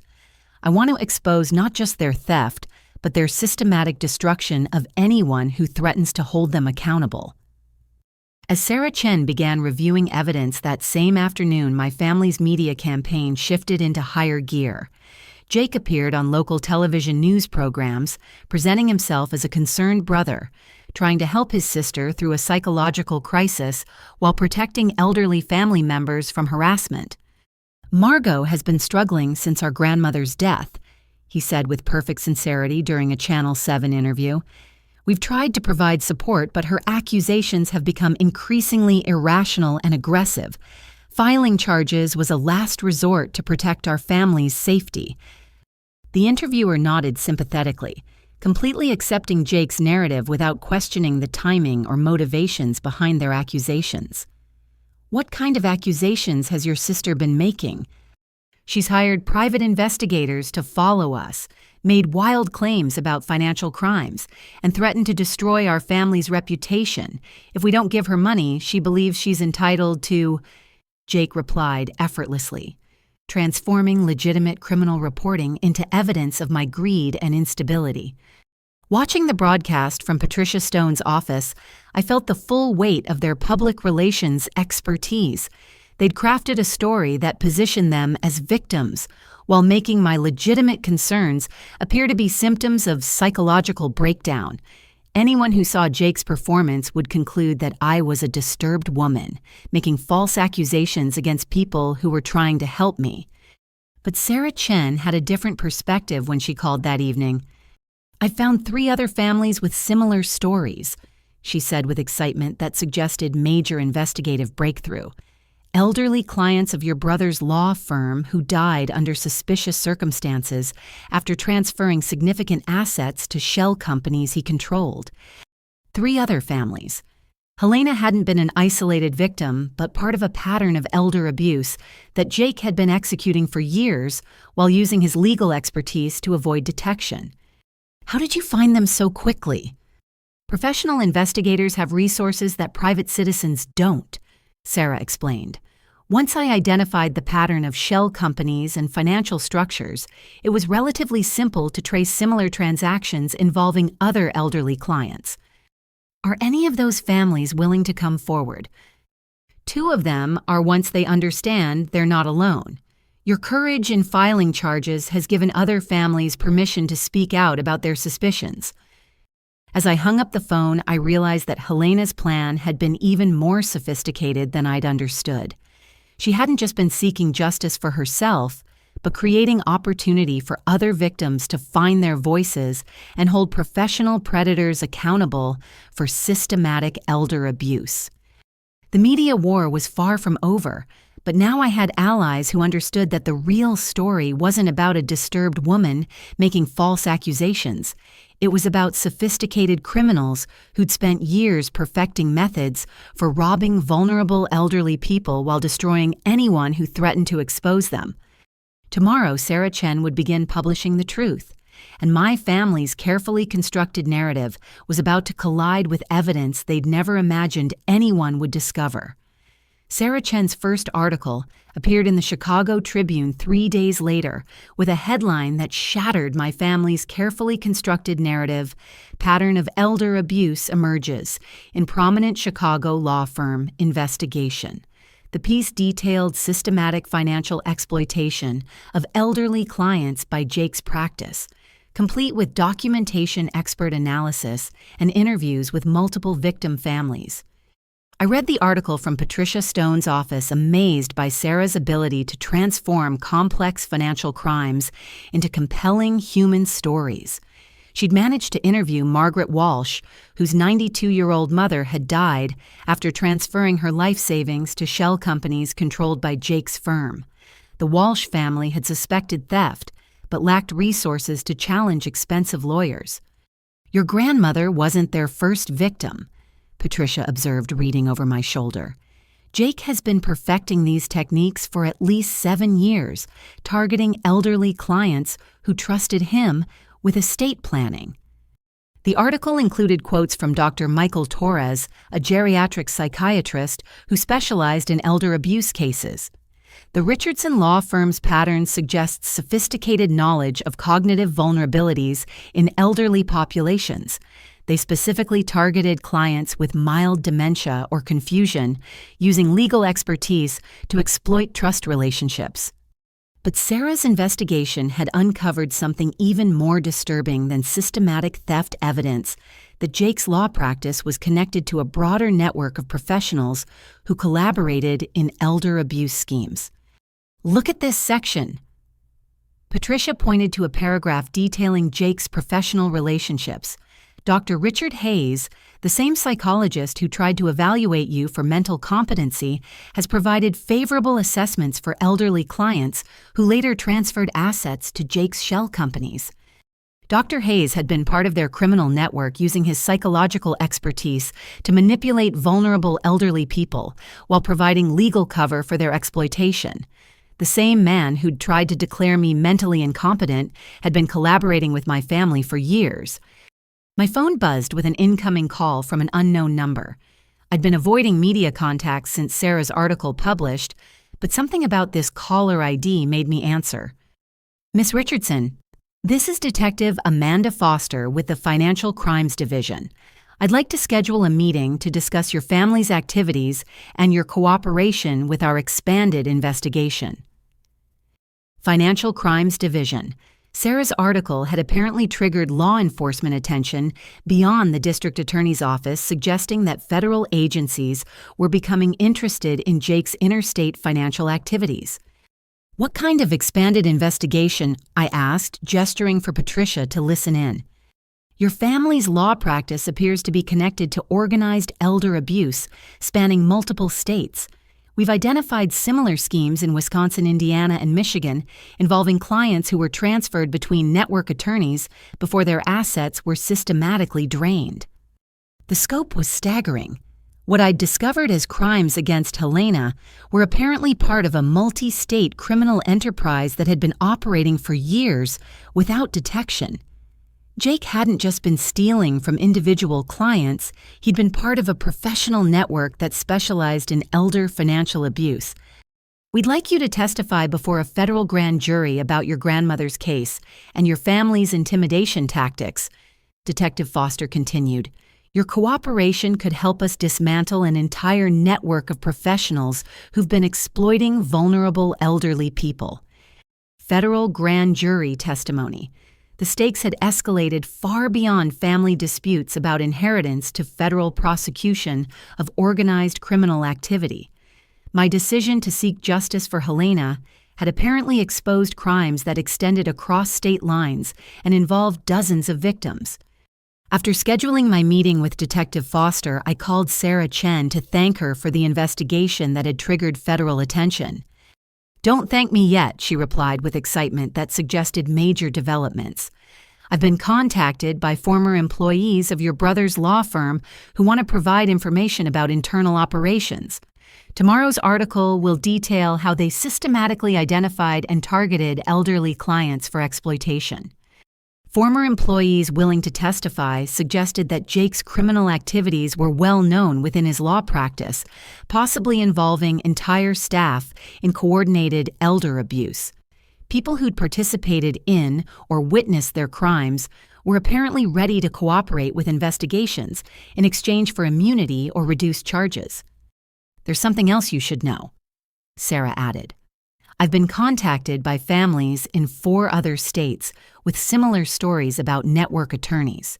Your decision to come forward has created a cascade effect. People who thought they were alone are discovering they're part of a much larger pattern." That evening, as I prepared for bed in my apartment, I reflected on the surreal journey from family humiliation to federal criminal investigation. 3 weeks ago, I'd been a marketing coordinator whose biggest concern was workplace deadlines and student loan payments. Now I was a key witness in a multi-state investigation of organized elder abuse. My phone rang with yet another unknown caller, but this time the voice was familiar and devastating. "Hello, sister." Jake's tone carried none of his usual false warmth, replaced by cold calculation that made my blood freeze. "Congratulations on your media success. You've certainly created quite a stir." "Jake," I said, surprised by my own steadiness. "I assume you're calling to offer another settlement." "Actually, I'm calling to inform you about new evidence that's come to light regarding your mental health history. Evidence that will completely destroy your credibility as a witness." The threat was delivered with surgical precision designed to terrify me about unknown vulnerabilities they discovered or fabricated. "What evidence?" "Psychiatric hospitalizations during college that you've concealed from investigators, medical records documenting your history of depression, anxiety, and paranoid episodes, academic records showing failing grades and erratic behavior patterns." My college years had included normal struggles with adjustment and occasional anxiety, but nothing approaching the serious mental health issues he was describing. They were apparently fabricating medical histories to support their character assassination campaign. "Those records don't exist because those events didn't happen," I replied, though doubt crept into my voice despite my certainty about my own history. "Don't they?" Jake's laugh carried malicious satisfaction. "Medical records can be quite convincing, especially when supported by testimony from concerned family members who witnessed your deteriorating condition. Dr. Hayes has been particularly helpful in documenting your psychological instability." The realization hit me like a physical blow. They weren't just fabricating current mental health concerns, but creating entirely false medical histories to destroy my credibility retroactively. Dr. Hayes' involvement suggested they had professional assistance in manufacturing convincing documentation. "Your federal grand jury testimony will be quite interesting," Jake continued, "when defense attorneys present evidence of your documented psychiatric treatment for delusional thinking and paranoid accusations against family members. Juries tend to be skeptical of witnesses whose medical records indicate chronic mental instability." "That's perjury," I said, grasping for legal concepts that might apply to their fabrication of medical records. "Prove it," Jake challenged coldly. "Medical records are complex, institutional memories are unreliable, and concerned family members have documented your concerning behavior patterns for years. Good luck convincing federal investigators that an entire medical establishment has conspired to frame you." After he disconnected, I sat in my apartment feeling more isolated and vulnerable than ever before. They'd escalated beyond intimidation to active fabrication of evidence designed to destroy my credibility as a federal witness. The sophistication of their criminal defense suggested resources and connections I hadn't fully appreciated. But when I called Patricia Stone to report Jake's threats, her response surprised me with its confidence. "They're getting desperate," she observed. "Fabricating medical records is a federal crime that's relatively easy to detect with proper investigation. They're gambling that intimidation will prevent you from testifying, but they're actually creating additional evidence of obstruction of justice. What if they've convinced medical institutions to support false records? Then they've involved more people in criminal conspiracy, which gives federal investigators additional leverage. for building cases against the entire network. Every lie they tell creates another vulnerability for prosecutors to exploit. Patricia's calm confidence helped restore my perspective about the real balance of power. Helena had given me evidence of their crimes that was supported by their own voices and documented financial transactions. Their desperate fabrication of medical records suggested they understood their legal position was deteriorating rapidly. "Detective Foster wants to meet tomorrow morning," I told Patricia. "Should I be concerned about federal investigators believing their false medical claims?" "Federal agents are trained to detect exactly these kinds of intimidation tactics," Patricia assured me. "Your family's escalating desperation is actually helping prosecutors understand the scope of their criminal activities and the lengths they'll go to avoid accountability." As I tried to sleep that night, I thought about Helena's final words on her recording, her absolute faith that I would seek justice regardless of personal consequences. She'd understood that fighting sophisticated criminals required courage to endure their most vicious attacks. Tomorrow I would meet with federal investigators and provide testimony that could help dismantle an entire network of professionals who'd spent years exploiting vulnerable elderly people. My family's threats and fabricated evidence were proof that Helena's plan was working exactly as she'd intended. They wanted to destroy my credibility. They were about to learn that truth supported by evidence was more powerful than lies supported by intimidation. The FBI field office in downtown Chicago buzzed with activity when I arrived for my federal grand jury preparation meeting. Detective Foster introduced me to Special Agent Karen Rodriguez, whose Financial Crimes Division had been investigating interstate elder abuse networks for over 2 years.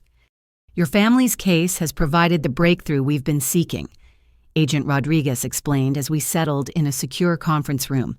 "The recordings your grandmother made have given us probable cause for search warrants and financial investigations that were impossible before we had direct evidence of criminal conspiracy." The scope of their investigation was staggering. Multiple task forces coordinating across 6 states' forensic accountants, analyzing complex financial networks and cooperation agreements with families in dozens of elder abuse cases. My decision to seek justice for Helena had apparently triggered the largest elder financial abuse investigation in FBI history. We executed simultaneous search warrants this morning. Agent Rodriguez continued producing photographs that made my hands shake. "Your family's homes offices and financial institutions have all been secured while forensic teams catalog evidence." The photographs showed FBI agents carrying boxes of documents from Jake's law office computer equipment from my parents' house and financial records from banks where my family had maintained accounts. The coordinated raids had clearly caught them completely off guard. Jake's office appeared to have been abandoned mid-meeting with legal files scattered across conference tables. "What did you find?" I asked, though the scope of federal involvement suggested they'd discovered evidence far beyond what Patricia Stone and I had uncovered. Agent Rodriguez opened a folder containing preliminary forensic analysis that read like evidence from an organized crime investigation. Over 40 shell companies established by your brother's law firm financial relationships with network attorneys in 6 states and systematic money laundering involving approximately $12 million stolen from elderly clients. $12 million. The number was so staggering it felt abstract, representing systematic theft from dozens of vulnerable elderly people across multiple states. Helena's case wasn't an isolated incident. It was part of a criminal enterprise that had been operating for nearly a decade. Your brother's law practice was essentially a front for organized elder abuse. Agent Rodriguez explained, showing me organizational charts that looked like something from a mafia investigation. Network attorneys would refer elderly clients to each other, systematically transferring assets through shell companies while providing legal cover for the theft. The photographs from Jake's office raids included evidence I'd never imagined: detailed client files with psychological profiles of elderly targets, financial analysis identifying the most profitable victims, and coordination schedules with network attorneys in other states. They'd been treating elder abuse like a business, complete with strategic planning and profit optimization. Dr. Hayes was their key psychological consultant. Agent Rodriguez continued producing records that made my stomach churn. He provided cognitive evaluations that supported asset transfers while identifying clients who were most vulnerable to manipulation. Dr. Hayes had been evaluating elderly people not to protect their interests, but to determine how effectively they could be exploited. His psychological expertise was used to maximize theft while minimizing the risk of detection or resistance from victims. The financial analysis shows your family personally benefited from over $2.8 million in stolen assets over the past 5 years. Agent Rodriguez explained, showing me charts that tracked money from Helena's accounts through shell companies to my family's personal expenses. The renovation of my parents' house, Jake's expensive cars, Tiffany's real estate investments, even family vacations, all funded by money stolen from elderly people who'd trusted them with estate management. Every family gathering I'd attended had been celebrating success built on systematic elder abuse. "What happens now?" I asked, overwhelmed by the scope of evidence federal investigators had assembled in just 3 weeks. "Tomorrow morning, we'll arrest your family and approximately 20 other network participants across 6 states. Agent Rodriguez replied with satisfaction that suggested months of preparation. "Your cooperation and your grandmother's recordings provided the foundation for dismantling an entire criminal enterprise." The coordinated arrests would involve over 100 federal agents, financial crimes, specialists, and local law enforcement officers. My family would be charged with racketeering money, laundering elder abuse and conspiracy crimes, carrying potential sentences of 20 to 30 years in federal prison. "Your testimony will be crucial for securing convictions," Agent Rodriguez emphasized, "but we also want you to understand the personal risks.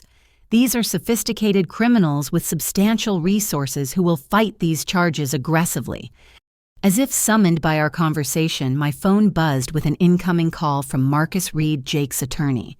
Agent Rodriguez nodded permission for me to answer on speaker. "Miss Richardson, I'm calling to inform you of new legal developments that will significantly impact your situation," Reed announced with his usual professional arrogance. "What developments?"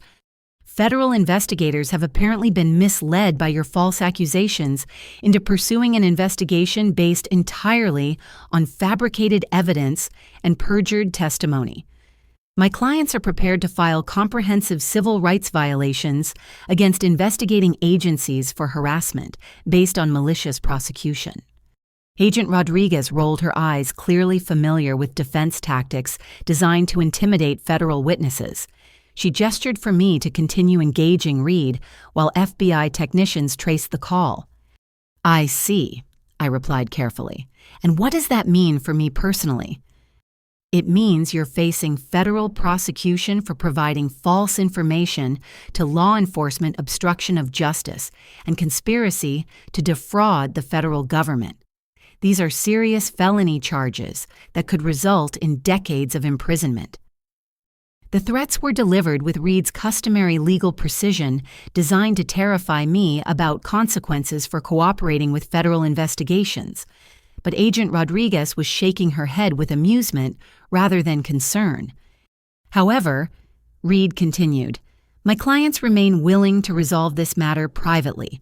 A complete retraction of your accusations, public apology for making false statements, and agreement to pay damages for harassment could result in our recommendation for reduced federal charges." "How much in damages?" I asked, curious about their final settlement offer. $500,000 plus public acknowledgement that your accusations were fabricated due to psychological instability following your grandmother's death. $500,000 money I didn't have, demanding public humiliation that would destroy my credibility permanently. It was their final attempt to silence me before federal arrests began. Agent Rodriguez gestured for me to end the call, which I did without responding to Reed's offer. She immediately contacted FBI technical specialists who confirmed they'd successfully traced and recorded the entire conversation. Attempting to intimidate a federal witness is another felony charge. She observed with satisfaction. Your family and their attorney are creating additional evidence of obstruction of justice with every phone call they make. That evening, Patricia Stone joined me for dinner at a restaurant near my apartment, celebrating what she called the beginning of justice for Helena and dozens of other victims. Tomorrow morning will change everything, she said, raising her wine glass in a toast. Your grandmother's plan will finally reach completion. Do you think she knew it would become this big? I asked, still struggling to process the scope of what we'd uncovered. Helena was incredibly intelligent and thorough, Patricia replied thoughtfully. I think she suspected that Jake's crimes extended beyond her case, but she probably didn't imagine the full scope of the criminal network. Her primary goal was protecting you while ensuring justice for herself. As we finished dinner, Sarah Chen called with news that her next article would detail the federal raids and upcoming arrests. This story is going national, she announced excitedly. Network news organizations are requesting interviews, and elder advocacy groups are calling this case a watershed moment for prosecuting systematic elder abuse. National news coverage meant my family's crimes would become public knowledge across the country, destroying their reputations and professional standing permanently. But more importantly, it meant other elderly victims and their families would learn they weren't alone in facing sophisticated criminal networks. Walking back to my apartment that night, I reflected on the journey from family humiliation to federal criminal investigation. 3 weeks ago, I'd felt powerless and isolated, intimidated by people I'd trusted my entire life. Tomorrow, those same people would be arrested by federal agents and charged with crimes carrying decades of imprisonment. Helena had given me more than evidence. She'd given me the tools to seek justice, not just for herself, but for dozens of elderly victims who'd suffered similar exploitation. Her final gift wasn't money or property, but the opportunity to ensure that sophisticated criminals faced consequences for their choices. As I prepared for bed, I thought about tomorrow's arrests and the trials that would follow. My family's intimidation campaign had failed, their fabricated evidence had been exposed, and their criminal network was about to be dismantled by federal investigators. They'd spent years perfecting methods for exploiting vulnerable elderly people while destroying anyone who threatened their schemes. Tomorrow they would learn that Helena had prepared one grandchild who couldn't be bought, intimidated, or silenced. Justice for Helena was finally beginning. The news broke at 6 o'clock in the morning with helicopter footage of FBI agents arresting my family in coordinated raids across Chicago. I watched from Patricia Stone's office as Jake was led away in handcuffs from his law firm while my parents were taken from their home in suburban Oak Brook. Tiffany's arrest at her real estate office was particularly dramatic, with agents interrupting a client meeting to place her in federal custody. 23 arrests across 6 states. Agent Rodriguez announced when she called with updates. The entire network has been dismantled simultaneously to prevent destruction of evidence or coordination between defendants. The scope was breathtaking. Network attorneys in Wisconsin, Indiana, Michigan, Minnesota, and Ohio had all been arrested on federal racketeering charges, along with psychologists, bank officials, and other professionals who'd facilitated systematic elder abuse. Dr. Hayes had been arrested at his office while attempting to shred patient files that contained evidence of his collaboration with the criminal network. Sarah Chen's article appeared online within hours of the arrests, detailing the investigation and providing background on the sophisticated methods network members had used to exploit elderly clients. Her piece included interviews with victim families who'd suspected theft but lacked resources to challenge expensive lawyers and corrupt professionals. This appears to be the largest elder financial abuse prosecution in federal history. Sarah quoted FBI spokeswoman Director Patricia Coleman. The network's sophisticated methods and interstate coordination required extensive federal resources to investigate and prosecute effectively. By midday, my phone was ringing constantly with interview requests from national news organizations. CNN, Fox News, NBC, and CBS all wanted exclusive interviews with the woman whose courage had exposed systematic elder abuse affecting hundreds of victims. I declined most requests but agreed to speak with 60 Minutes for a comprehensive investigation of elder abuse networks. The arraignment hearings began that afternoon in federal court, where I witnessed my family's first public acknowledgement that their situation had become desperate, beyond their most pessimistic expectations. Jake appeared before Judge Margaret Thompson, wearing orange jail clothing instead of his usual expensive suits, while Marcus Reed struggled to present bail arguments for defendants charged with racketeering and money laundering. Your Honor, my client has deep community ties and poses no flight risk. Reed argued with noticeably less confidence than he'd displayed during our previous encounters. Mr. Richardson has maintained a successful law practice in Chicago for over 15 years and has strong family connections that ensure his appearance for trial. Federal prosecutor David Martinez presented a different perspective, with evidence that made my family's situation seem hopeless. Your Honor, Mr. Richardson is the alleged leader of a multi-state criminal enterprise that has stolen over $12 million from elderly victims.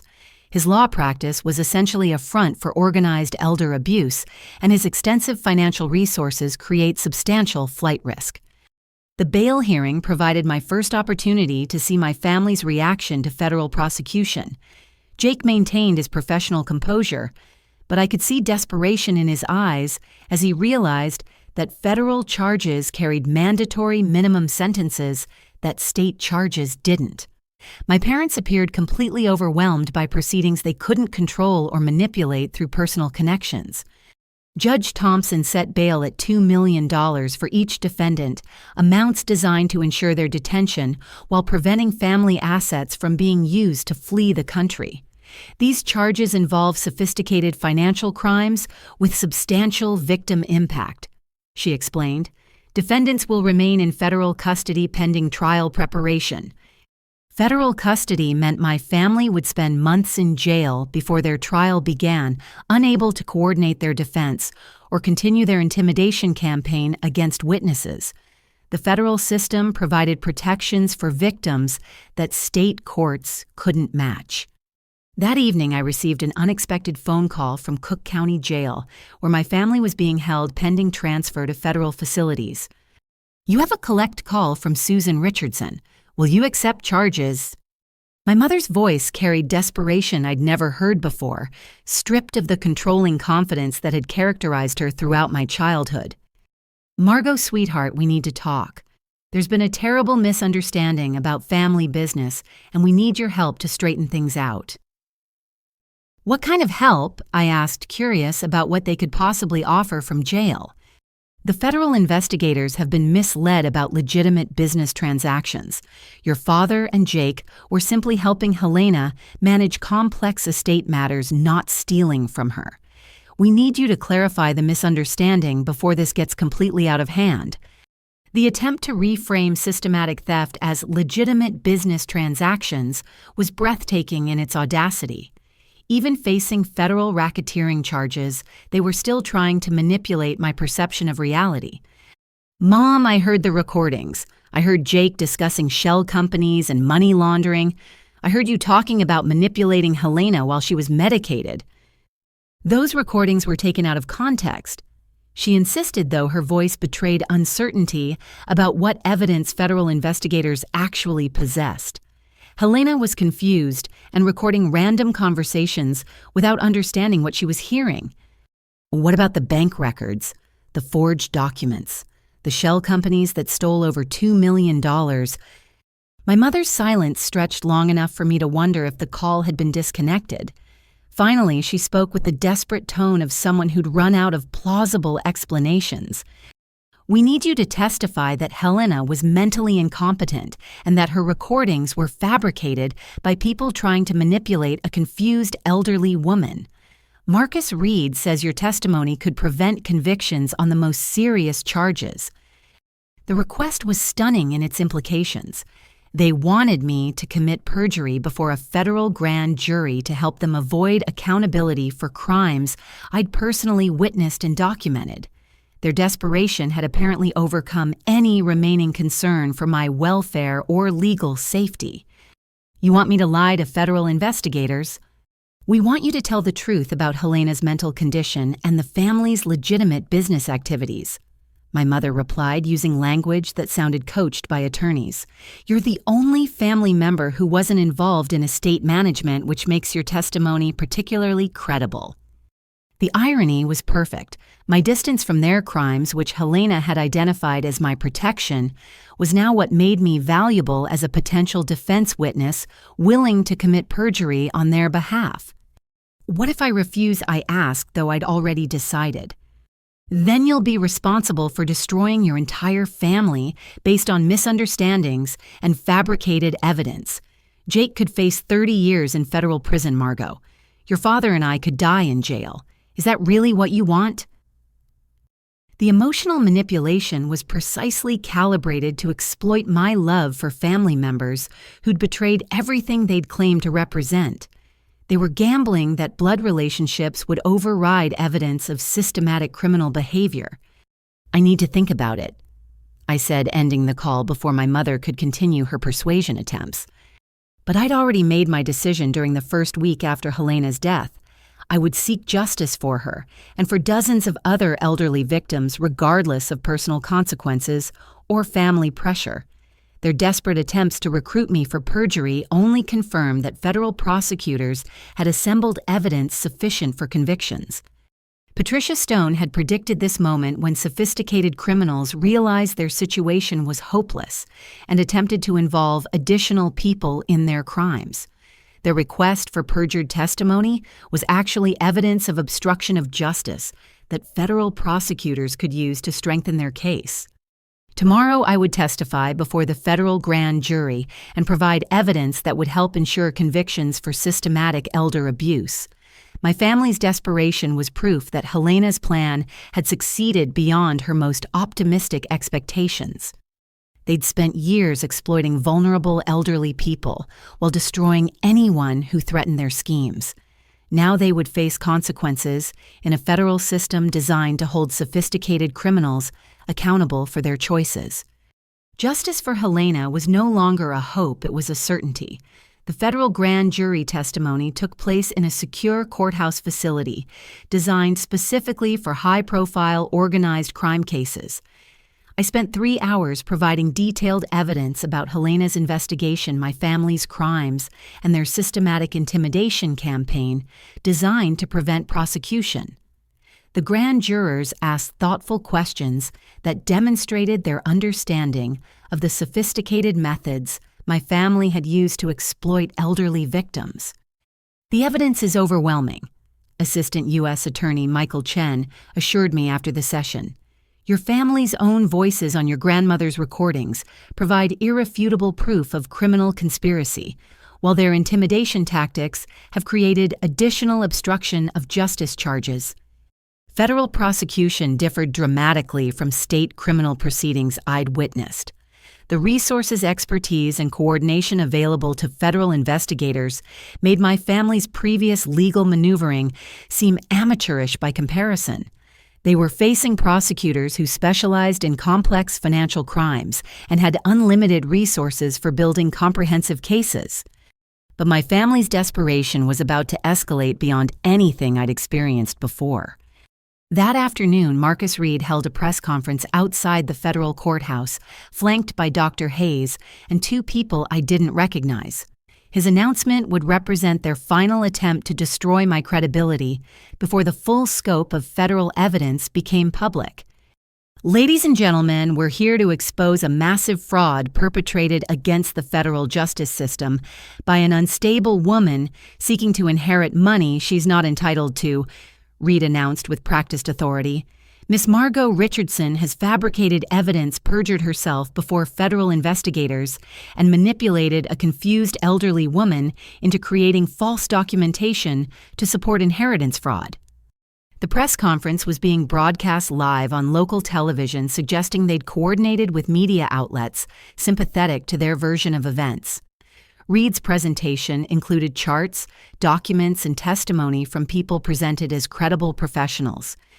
Dr. Hayes will demonstrate that Miss Richardson has a documented history of psychological instability, paranoid delusions, and aggressive behavior toward family members who tried to provide appropriate mental health support.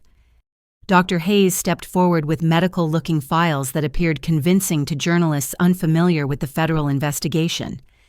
Miss Richardson has exhibited classic symptoms of persecution, complex, exacerbated by grief reactions to her grandmother's death.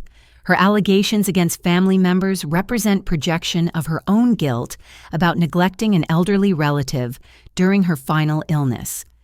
The psychological diagnosis was delivered with professional authority that made it sound legitimate despite being completely fabricated. Hayes was using his credentials to provide false expert testimony designed to discredit my federal grand jury statements. Additionally, Reed continued, we have testimony from Miss Richardson's former supervisors and colleagues documenting erratic workplace behavior, paranoid accusations against co-workers, and concerning statements about conspiracy theories involving her family's legitimate business activities. Two people I'd never seen before stepped forward introducing themselves as former colleagues from Creative Solutions Marketing. Their statements described behavior that bore no resemblance to my actual workplace performance, suggesting they'd been paid to provide false testimony about my professional conduct. Miss Richardson threatened to destroy her family's reputation and financial security if they didn't provide her with money she claimed to deserve from her grandmother's estate. One fake colleague testified. She spoke obsessively about inheritance fraud and expressed anger that her relatives had been more successful than she was. The fabricated testimony was sophisticated enough to sound plausible to anyone unfamiliar with the actual facts. They'd created an alternative narrative that transformed systematic elder abuse into family members protecting themselves from an unstable relative making false accusations for financial gain. Reed's press conference concluded with a direct challenge to federal prosecutors. We call upon the U.S. Attorney's Office to investigate Miss Richardson for perjury, obstruction of justice, and conspiracy to defraud the federal government. Her false allegations have wasted taxpayer resources while traumatizing elderly family members who simply tried to help her. I watched the broadcast from Agent Rodriguez's office, amazed by their willingness to fabricate testimony on live television while facing federal criminal charges. Aren't they making their situation worse by lying publicly about a federal investigation? I asked. Agent Rodriguez smiled with satisfaction that suggested federal prosecutors had anticipated this desperate move. Actually, they're creating additional evidence of obstruction of justice, while demonstrating exactly the kind of sophisticated deception your grandmother warned you about. What do you mean? Every false statement they make during that press conference becomes evidence of ongoing criminal behavior. Dr. Hayes is committing perjury on live television, while Reed is suborning additional false testimony from paid witnesses. The press conference was apparently being recorded by federal investigators as evidence of continuing criminal conspiracy. My family's attempt to discredit me was actually providing prosecutors with real-time documentation of their willingness to fabricate evidence and manipulate public opinion. There's something else you should know, Agent Rodriguez added, producing a folder that made my heart race with anticipation. We've discovered additional recordings your grandmother made that even she didn't know about. What kind of recordings? Helena's tablet automatically backed up voice memos to cloud storage, including recordings she made during the final weeks of her life. She was essentially keeping a detailed audio diary of your family's treatment during her illness. Agent Rodriguez activated her computer and played audio that brought tears to my eyes immediately. Helena's voice, weakened by illness, but absolutely clear in its reasoning, described my family's behavior during her final hospitalization. March 15th. Helena's voice began, Susan visited again today with more papers to sign. She waited until the nurse left, then told me that if I didn't cooperate with their financial arrangements, they'd move me to a state facility where I wouldn't receive proper care. When I asked to read the documents, she said my confusion made detailed review unnecessary. The recording captured systematic threats and emotional abuse that went beyond financial theft to deliberate cruelty toward a dying woman. My mother's voice was audible in the background, using intimidation tactics to force Helena's compliance with document signing. March 20th. Helena continued in another recording. Jake visited with his wife today. They discussed selling my house and hotel properties as soon as the death certificate is processed. Tiffany said my sentimental attachment to affordable housing was preventing maximum profit extraction from development opportunities. The recordings provided evidence that my family had been planning to liquidate Helena's assets before her death, treating her life as an inconvenient obstacle to accessing her wealth. They'd been discussing profit maximization while she lay dying in a hospital bed. The final recording was made 2 days before Helena's death. Agent Rodriguez explained, and it contains information that fundamentally changes our understanding of her final moments. Helena's voice was barely audible, but her words were clear and devastating. I know they're planning to increase my pain medication to accelerate my death. I heard Susan talking to Jake about speeding up the timeline so inheritance processing could begin before anyone questioned their activities. They're not just stealing my money, they're trying to kill me. The accusation hung in the air like a physical presence. My family hadn't just stolen Helena's money, they'd potentially hastened her death to prevent discovery of their crimes and accelerate access to her inheritance. Are you suggesting they murdered her? I whispered, afraid to voice the possibility aloud. We're investigating that possibility, Agent Rodriguez replied grimly. Helena's medical records show pain medication levels that exceeded prescribed dosages during her final week, and hospital staff noted unusual family interest in medication schedules. Murder. The word transformed everything I thought I understood about my family's crimes.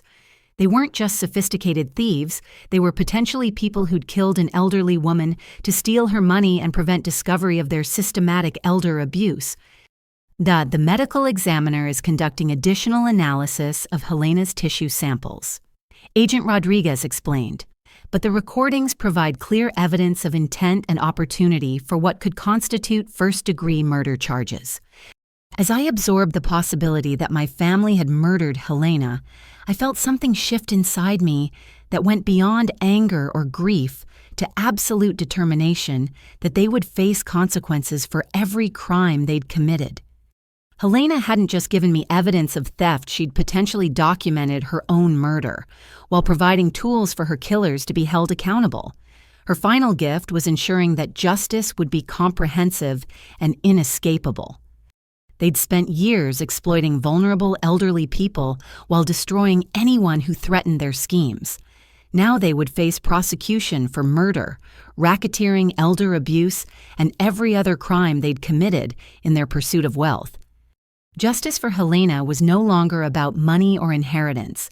It was about ensuring that sophisticated killers faced the death penalty they'd inflicted on others. The murder charges were filed 6 weeks later, after forensic analysis confirmed that Helena had been systematically poisoned with pain medication doses that gradually increased beyond therapeutic levels.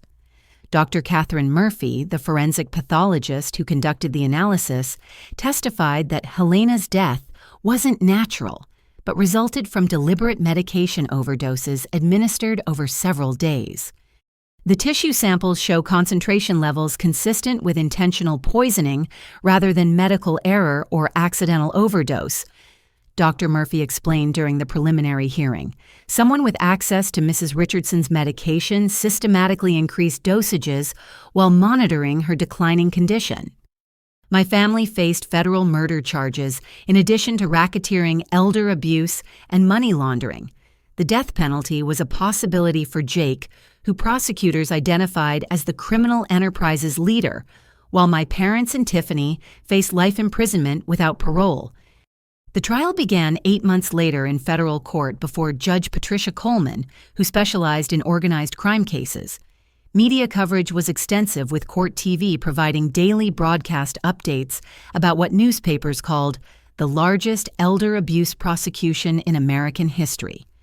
I testified for 3 days about Helena's investigation, my family's crimes, and their systematic intimidation campaign. The recordings Helena had made were played in their entirety, allowing the jury to hear my family's own words as they planned theft, discussed murder, and celebrated their manipulation of a dying woman. Ladies and gentlemen of the jury, Federal Prosecutor Maria Santos said during opening arguments, "You will hear the defendants in their own voices plotting to steal from, intimidate, and ultimately murder an elderly woman who trusted them with her life and financial security." The prosecution's case was comprehensive and devastating. FBI forensic accountants detailed the $12 million stolen across 6 states, while medical experts explained how Helena had been systematically poisoned during her final weeks. Former network attorneys testified about the sophisticated methods used to target and exploit elderly victims. My family's defense strategy focused on discrediting my testimony and portraying Helena as a confused elderly woman whose recordings captured misunderstood conversations. Marcus Reed argued that grief had caused me to misinterpret normal family financial discussions as evidence of criminal conspiracy. Ms. Richardson's tragic misunderstanding of legitimate estate management has resulted in false accusations against family members who devoted their lives to caring for an elderly relative with declining cognitive function, Reed told the jury during his opening statement. But the evidence was overwhelming and irrefutable. Helena's recordings captured my family's voices planning crimes in explicit detail, while forensic evidence proved systematic theft and murder. Dr. Hayes testified against his former collaborators in exchange for a plea agreement providing insider details about network operations.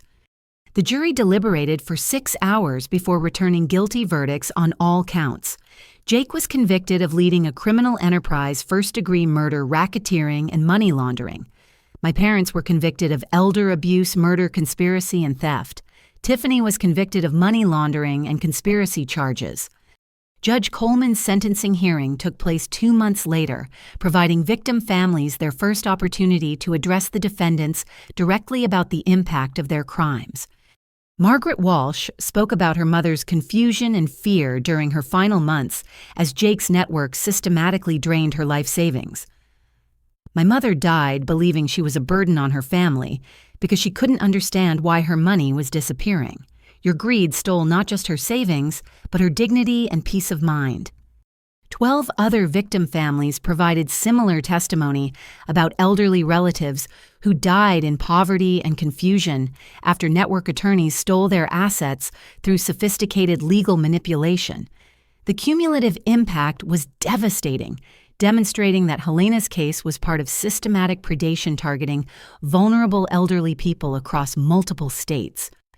When Judge Coleman asked if I wanted to address the defendants, I stood and looked directly at my family for the first time since Helena's death. "You spent years stealing from an elderly woman who loved and trusted you," I said, my voice carrying strength I'd never known I possessed. "You isolated her from friends, manipulated her confusion, and ultimately murdered her to prevent discovery of your crimes. But Helena was smarter than you realized, and she ensured that justice would be served regardless of your intimidation tactics." Jake received life imprisonment without parole for murder and racketeering. My parents received 25 years each for elder abuse and conspiracy. Tiffany received 15 years for money laundering. Dr. Hayes and other network collaborators received sentences ranging from 10 to 20 years, depending on their level of involvement. The criminal asset forfeiture proceedings recovered over $8 million from my family's account shell companies and property purchases. Helena's estate was restored to its proper value, while victim families received compensation from seized criminal assets. But the real justice was seeing sophisticated criminals who'd spent years exploiting vulnerable elderly people finally held accountable for their choices. They'd believed their legal expertise and professional connections made them untouchable. But Helena had given me tools powerful enough to ensure their prosecution and conviction. "Your grandmother would be proud," Patricia Stone told me after the sentencing hearing. "She knew this day would come, and she prepared you to see it through, regardless of personal cost." Sarah Chen's book about the case became a bestseller that raised national awareness about elder financial abuse and led to federal legislation strengthening protections for vulnerable elderly people. The Helena Richardson Elder Protection Act created national databases for tracking suspicious financial activities and required mandatory reporting of potential elder abuse by legal and medical professionals. 6 months after the trial concluded, I stood in Helena's garden shed one final time before selling the property. The wooden chest where she'd hidden my childhood treasures now contained thank you letters from elderly people and their families who'd been protected by the new legislation inspired by her courage. Helena had given me more than an inheritance. She'd given me the opportunity to transform personal tragedy into protection for others facing similar exploitation. Her final gift was proof that one person's courage could create change that protected countless future victims. As I locked the shed for the last time, I felt her presence like a gentle touch on my shoulder. She'd kept her promise to ensure justice was served, while teaching me that true strength meant protecting others who couldn't protect themselves. The naive woman who'd walked into that law office for Helena's will reading was gone, replaced by someone who understood that love sometimes requires holding people accountable for their actions, regardless of family relationships or personal cost. Helena's legacy lived on in every elderly person, protected by legislation bearing her name, and in every family that would never experience the betrayal and exploitation that had defined her final years. Justice for Helena was complete, but her protection of others would continue forever. 18 months after my family's conviction, I stood in the lobby of the Helena Richardson Center for Elder Protection, watching our team of investigators, social workers, and legal advocates help another family whose elderly father had been targeted by financial predators. Our Chicago facility, operated out of one of Helena's former hotels, transformed into a comprehensive resource center for elder abuse victims and their families. The center provided free legal representation for elderly victims of financial abuse, investigative services to uncover complex fraud schemes, and support groups for families dealing with the trauma of betrayal by trusted relatives or professionals. We'd helped over 300 families in our first year, preventing millions of dollars in theft while holding dozens of criminals accountable for their actions. Patricia Stone served as our Director of Investigations, using her expertise to train a new generation of professionals who specialized in elder financial crimes. Her team included former FBI agents, forensic accountants, and social workers who understood the sophisticated methods predators used to exploit vulnerable elderly people. The Richardson case created a blueprint for investigating organized elder abuse. Patricia explained to visiting law enforcement officials during their tour of our facilities. Helena's recordings demonstrated the importance of documentation, while Margot's courage showed that victims' families can successfully challenge even the most sophisticated criminal networks. Sarah Chen had become our communications director, using her investigative journalism background to raise public awareness about elder abuse, while educating families about warning signs of financial exploitation. Her work with national media outlets had helped establish elder protection as a priority issue for federal law enforcement agencies. Every month, we receive calls from families who recognize patterns they've seen in media coverage of the Richardson case, Sarah told the visiting officials. Helena's story gave people permission to trust their instincts when something seemed wrong with their elderly relatives' financial situations. The Helena Richardson Foundation had distributed over $5 million in grants to elder protection organizations across the country, funding research into prevention methods while supporting legal advocacy for vulnerable populations. We'd established satellite offices in 6 states, partnering with local organizations to create comprehensive networks of protection and support. But our most important work involved individual families like the Johnsons, whose 78-year-old father had been targeted by a network similar to Jake's operation. Mrs. Johnson sat in our conference room with tears streaming down her face as she described watching her father's confusion and fear during his final months. Dad kept saying that money was disappearing from his accounts, but his lawyer told us it was normal confusion from his dementia. She explained, "We believed the professional instead of trusting our father's concerns." Our investigation had uncovered systematic theft by the father's attorney who'd been transferring assets to shell companies, while convincing family members that their father's complaints were symptoms of cognitive decline. The pattern was identical to Helena's case exploitation of trust relationships, combined with manipulation of family members who wanted to believe their elderly relative was receiving professional care. "Your father was right to be concerned," I told Mrs. Johnson gently. "Elderly people often retain financial awareness even when other cognitive functions decline. His complaints weren't confusion, they were accurate reporting of crimes being committed against him." Working with elder abuse victims had taught me that Helena's experience wasn't unique. Thousands of elderly people face similar exploitation by family members, legal professionals, and medical providers who viewed cognitive decline as business opportunity rather than tragedy requiring protection and support. The center's support groups provided space for families to process the trauma of discovering that trusted relatives or professionals had been systematically stealing from vulnerable elderly people. The betrayal often created damage that extended far beyond financial loss to fundamental questions about trust, family loyalty, and the safety of aging in America. "The hardest part isn't the money," explained Robert Martinez, whose mother had lost her life savings to a nephew who'd convinced her to invest in fraudulent schemes. "It's knowing that someone she loved and trusted was planning to rob her while pretending to care about her welfare." I understood his pain completely. My journey from family humiliation to elder advocacy had taught me that money could be recovered, but trust destroyed by systematic betrayal created wounds that never completely healed. The center's counseling services helped families rebuild their capacity for healthy relationships while processing the trauma of discovering criminal behavior by people they'd loved. The legislative impact of Helena's case continued expanding as more states adopted comprehensive elder protection laws modeled on federal standards we'd helped develop. The Helena Richardson Elder Protection Act had become the foundation for systematic reform of how legal, medical, and financial institutions handled elderly clients with cognitive vulnerabilities. Your grandmother's courage has protected thousands of elderly people who will never know her name, Patricia told me during our annual memorial service in Helena's honor.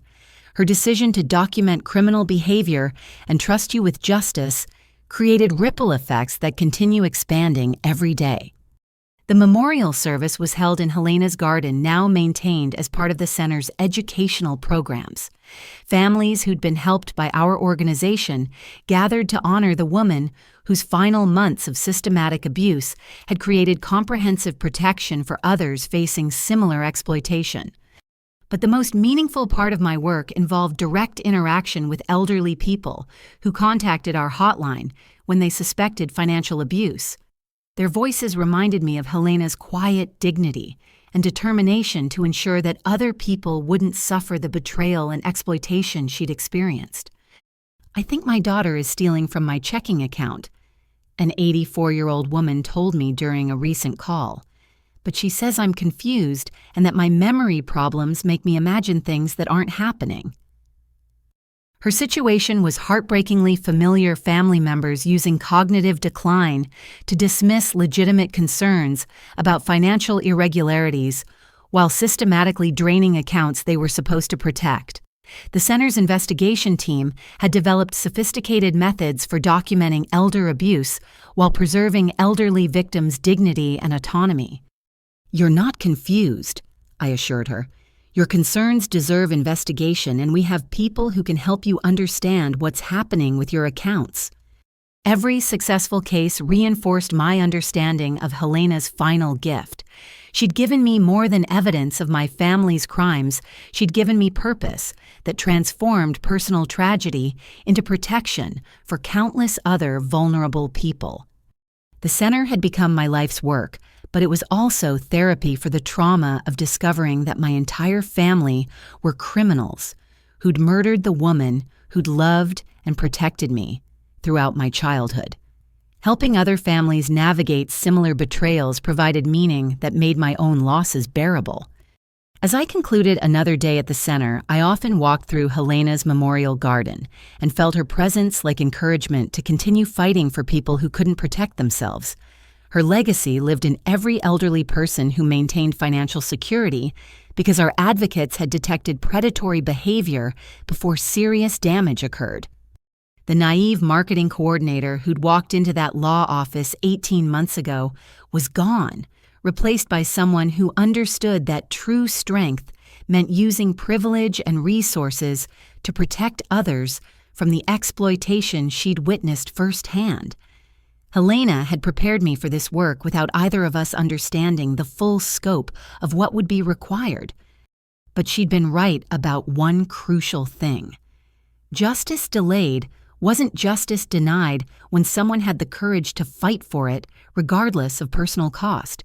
Her faith in my integrity had created protection for thousands of elderly people who would live with dignity and security because one woman had refused to let systematic abuse continue unchallenged. I often wondered what Helena would think about the center that bore her name and the legislation that honored her memory. I believe she'd be proud that her suffering had created meaningful protection for others, but she'd probably be most satisfied knowing that sophisticated criminals could no longer exploit vulnerable elderly people without facing consequences. Her final words on the recordings echoed in my memory during difficult days. Margot will discover the truth because she's the only family member with integrity. And when she does, you'll finally face consequences for treating an elderly woman like a bank account you're entitled to drain. She'd been right about everything: my integrity, my determination, and the justice that would eventually be served. But her greatest gift was teaching me that love sometimes requires holding people accountable for their actions, even when those people share your DNA and claim to represent family values. Standing in Helena's garden as twilight settled over Chicago, I felt grateful for the opportunity to transform personal tragedy into protection for others. Her courage had created ripple effects that would continue expanding long after everyone involved in the original case had been forgotten. The Helena Richardson Center for Elder Protection would ensure that her legacy lived forever in every elderly person who maintained dignity, security, and autonomy because someone cared enough to fight for their protection. Have you ever wondered if an elderly relative's concerns about money might be more than confusion? Sometimes trusting their instincts can prevent tragedy and hold criminals accountable for exploitation of our most vulnerable citizens. If this story resonated with you, please share it with others who might benefit from understanding that elder abuse can be challenged successfully when families have courage to seek justice. Like this video to help spread awareness about protecting our elderly loved ones. Subscribe for more stories about people who found strength to fight injustice, and comment below about your own experiences with family courage in difficult situations. Thank you for joining Helena's fight for elder protection. Together, we can ensure that love and integrity triumph over greed and exploitation.